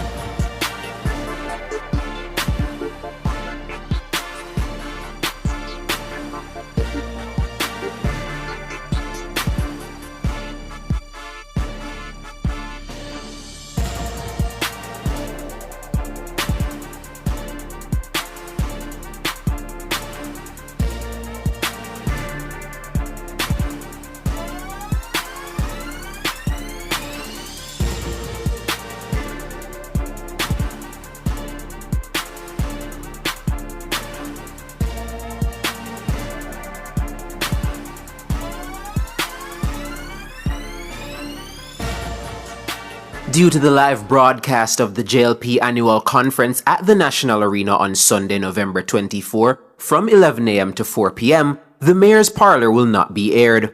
Nationwide 90 FM apologizes for any inconvenience caused. But is this real? Hey Greg, come look at this. Oh my, it's happening. Mr. Daniels, the numbers keep getting bigger and bigger. Sir, the clicks are off the charts. Hello, sales? What's the emergency? 9,000 clicks in one day? 3,000 order? So how much we have left? What? I soon call you back. Mr. Nakamoto, it's Danny from Jamaica. I need 5,000 of the big ones. We're back in business. Yes, sir. Arigato. Suene. Amplify your brand. Let Nationwide 90 FM assist you in tapping into a captivated audience across our social media platforms. For more information, contact us at 876-630-1210 or sales@nationwidenewsnetwork.com. Businesses, companies, and entrepreneurs, let's supercharge your brand. Tune in to Nationwide 90 FM, the new revolution in media. Stay ahead of the curve with our cutting-edge reporting and accurate breaking news coverage. We're having an earthquake. Oh, God. Hear it here first on Nationwide 90 FM. Is that really ClickView stalking? Tune in, turn up the volume, and listen. We bring a mix of news, entertainment, and sports to your lives. Nationwide 90 FM's live and continuous coverage of the World Championships in Budapest, Hungary. News and discussions week mornings. Coming up in the news at 6 for this morning. Entertainment in the afternoons, then news again in the evenings. Nationwide news at this hour, fired. Also, tune into the entertainment and sports shows in the nights and on the weekends. It is Boy Things After Dark right here on Nationwide 90 FM. Everything is news, from current affairs and entertainment to sports, business, and other categories. Nationwide 90 FM. This is Beanie Man. Give it to them. Zaga, Zen. From every whisper to every commotion. That's rubbish. The KSAMC cannot investigate itself. Was ClickView really talking like that? Every news story unfolds here first at Nationwide 90 FM, the new revolution in media. Every sound is a story, and every story we share is news.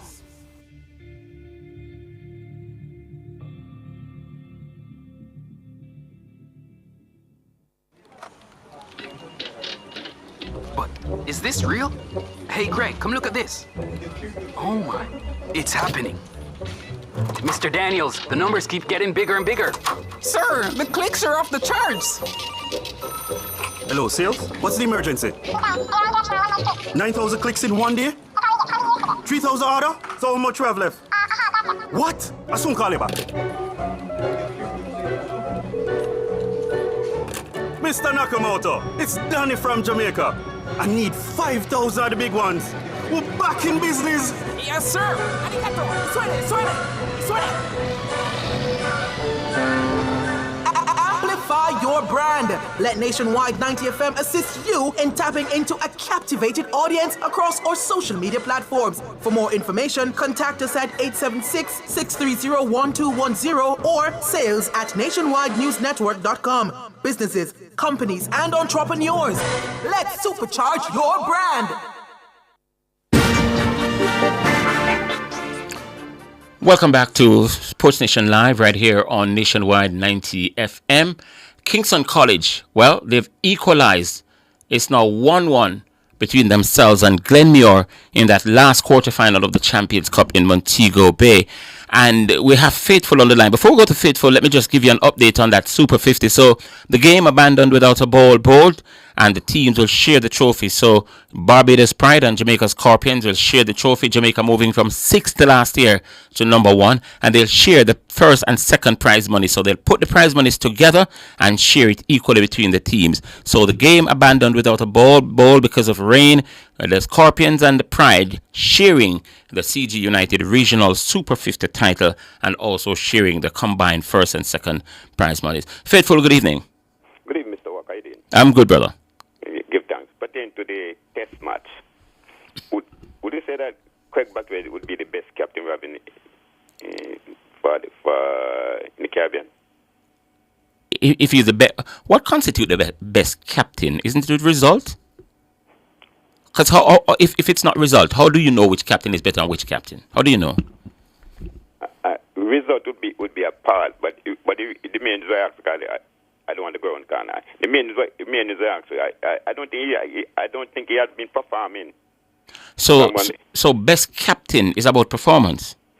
Not only that, I was wondering that maybe that's why they have identified captaincy and not so much of performance. Because I don't think Rovman's performance is as a T20 captain in terms of his returns is good. Yes, in the last 2 matches he got some scores, but before that, a lot of people were questioning what's his contribution. But then he gets the result. So what do you do?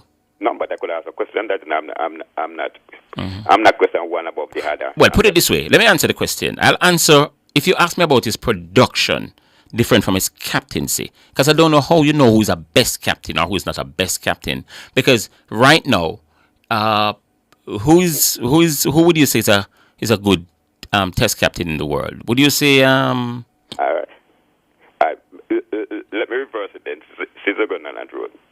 Do you think if Craig Butler was like the captain, he would come on a pose based on his performance with the body? You'd be hearing a lot more noise about his position in the team. That's the very point I'm making. Yeah, but hold a minute now. You're asking me about his performance. You're not asking me about his captaincy. You're asking me about his returns, his physical return, right? The runs, right? But I am saying he's there because I'm saying he mainly there because he's the captain.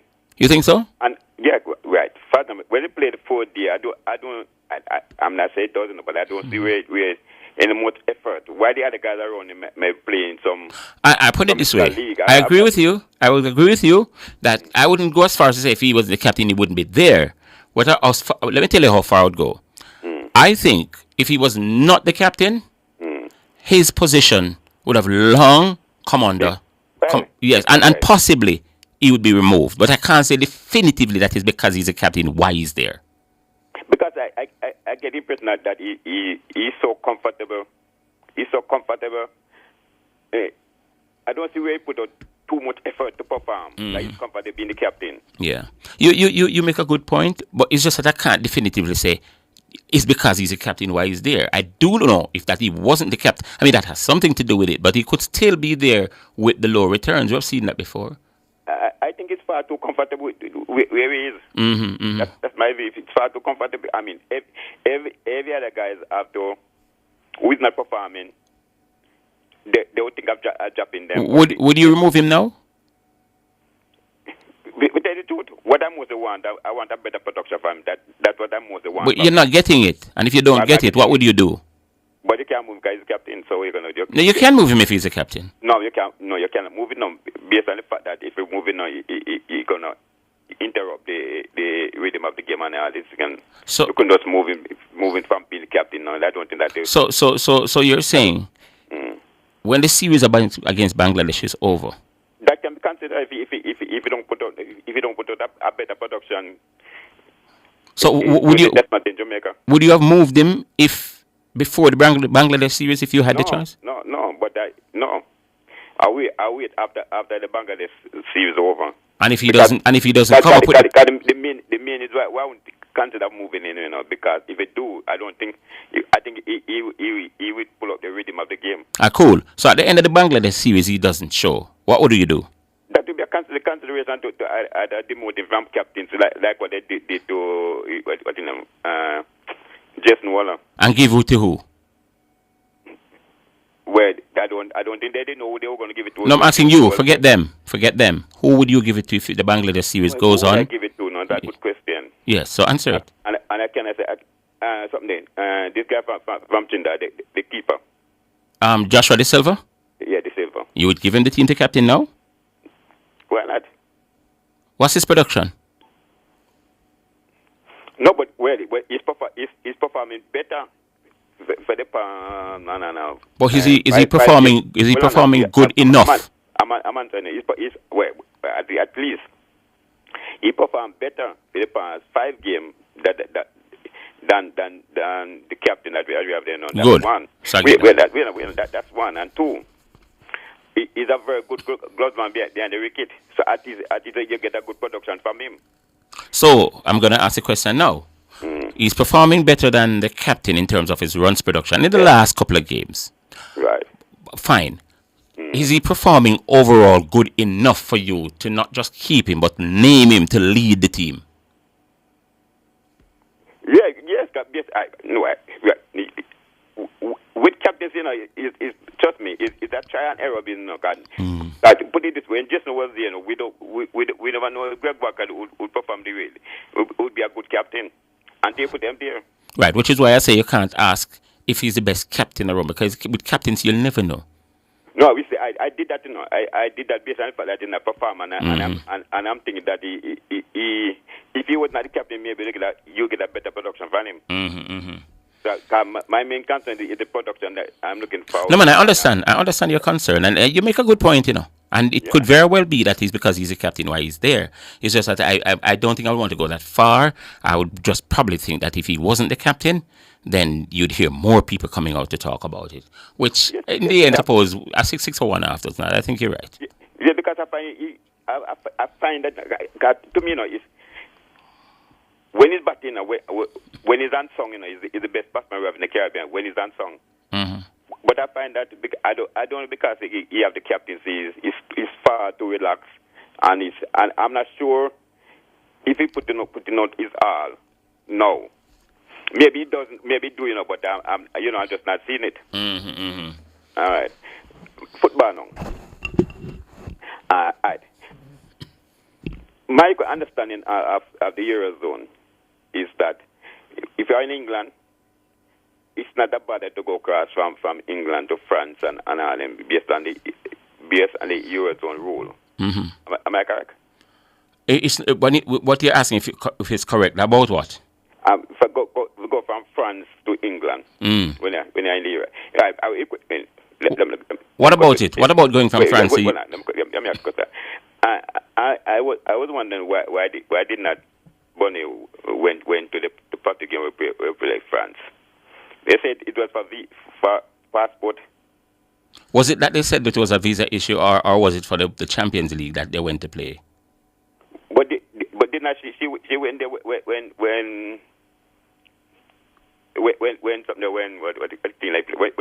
she played for went that to play for the club, for his club. Oh. It's her club. Oh, sure. Yeah. No, she didn't make the trip. She had a visa issue at the time. No, she didn't make the club for Jamaica. Right, but she had the visa issue for the club. Did she have it for Jamaica? So you can have a visa for the club and not for Jamaica? No, if you don't have a visa to go into Paris, into France. Whether for club and for Jamaica? Yeah, but hold on, we could take it in stride, my brother. Hold on, man. So the club match came before the Jamaica 2 friendlies. So she couldn't go for the club because she had a visa issue.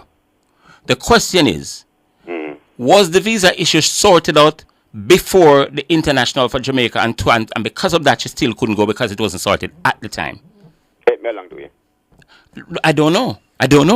If it was sorted by the time the international friendlies came around, because it was very close to each other, The club match and the national matches were very close, about 3 weeks apart, So it is possible if she had a problem with visa for the club and couldn't go for the Paris game. It is possible, I'm not saying it was so, but it is possible that it might not have been sorted at the time for her to go across for the France game. Because she went to Sweden day before yesterday, Yeah, that's the point. I guess the Jamaica game was before him. I with Mr. Bailey now. Mr. Bailey was paying for his side. After they say that he had a problem with injury, but he couldn't pay for Jamaica. When? When did they say that? Not this last game, the game before that they play. He did play for Aston Villa. Who said he was injured? Yeah. No, that's what the coach said. The Jamaica coach? Yeah. But did the club tell him that? So why would you say that he's injured if the club doesn't say them that? Well, because Bailey can't tell him that he's injured. When you don't talk to the player, the National Federation call Aston Villa and say to them, we have 4 international friendlies coming up, and we're going to need Leon to go on international break. Right. Now, if he's injured, the club makes an official announcement. Just a second, let me finish. And say So first of all, they'll tell the country that inquire about his services. They'll say to the federation, Leon has suffered a whatever injury, when and at what time, meaning in training or in a match. And the diagnosis is not good. In fact, the team doctor says he's going to be out for 4 weeks. So he's not available for selection. You don't talk to the player. No, but the only time you talk to the player is when the country makes the inquiry from the club, and the club say, okay, no problem, we can go. Then you call the player and say, all right, the match is May 5. We need you to come down May 3. So we're going to book your ticket for May 3. You good with that, or you want to come in May 2 instead? That's the only time you talk to the player now. But to get the permission for the player to come, you can't talk to him. You have to talk to the club. But okay, Mr. Point, but I'm not so much blaming whether the players are no, but would not the club then in violation then? No, the fact that the club did not tell the coach that. That's the point I'm making to you. So no, but the coach said it. So we tell the coach that. No, the coach didn't say who he said it. He just said Leon is injured. I get what they're saying. I'm asking. So therefore, what a journalist should have done was to ask the coach. That's how I'm going to go. So why did not we seek to find who tell the coach that? I wasn't at that. I wasn't at the press conference. I didn't get to ask him. If I was there, I would have asked him. One second. I'm saying that's what a good journalist is supposed to do. Any. Yeah, but because if we don't do that, we are going to blame whether the player or the club falsely. True, but the club didn't tell the coach that. I can tell you that much, because if the club had said it, but the fact that the club answered the country, they would have to go public. Yeah. To say that Leon can't make it for Jamaica's 2 matches because of such and such and such. Exactly. So must we speculate then? Must we take it on ourselves and say that the coach take it up and instead to say that the player is injured? Because it's reasonable to assume that because Leon Leon is coming back. They want everything to be good, and maybe Leon said to the coach, "I'm not playing so well for the club. I don't know if it's because I'm coming off an injury and it may not get back into the flow of things yet. But just overlook me for them 2 games here." And then the coaches come and say, Leon is so fit or so whatever. But the club didn't tell him that. But Mr. Walker, that I understand, but you see, where the problem is the lack of clarity. Yes. And another thing, did they even ask the club for him? No, but that they go to my point. Where's the clarity, Mr. Walker? Yeah, there's no clarity. The coach should have. I forgot to do it, but the coach should have said who told him, and if he didn't say it, the journalist should have asked him. Yeah, if he doesn't do that, we're gonna blame BLA wrongfully then. Yeah. I gotta go though. We're out of time, and we have to go. But yeah, I don't know where the coach got that from. I think the coach should have apologized to the country for that, because that make any sense. Anyway, thanks, brother. All right, faithful dear Kevin, big up yourself in my general. We've come to the end of the show. Thanks so much to Rob Wright, the assistant coach of the Jamaica Netball team, Jess Turlby, the head coach of the England team, for being here with us today for the Horizon series, which continues on Monday and Tuesday. We're out of here. We're woefully over time. We're going to be back with you next week at the same time to do it all over again. Until then, I'm Wayne Walker. Have a good rest of the weekend.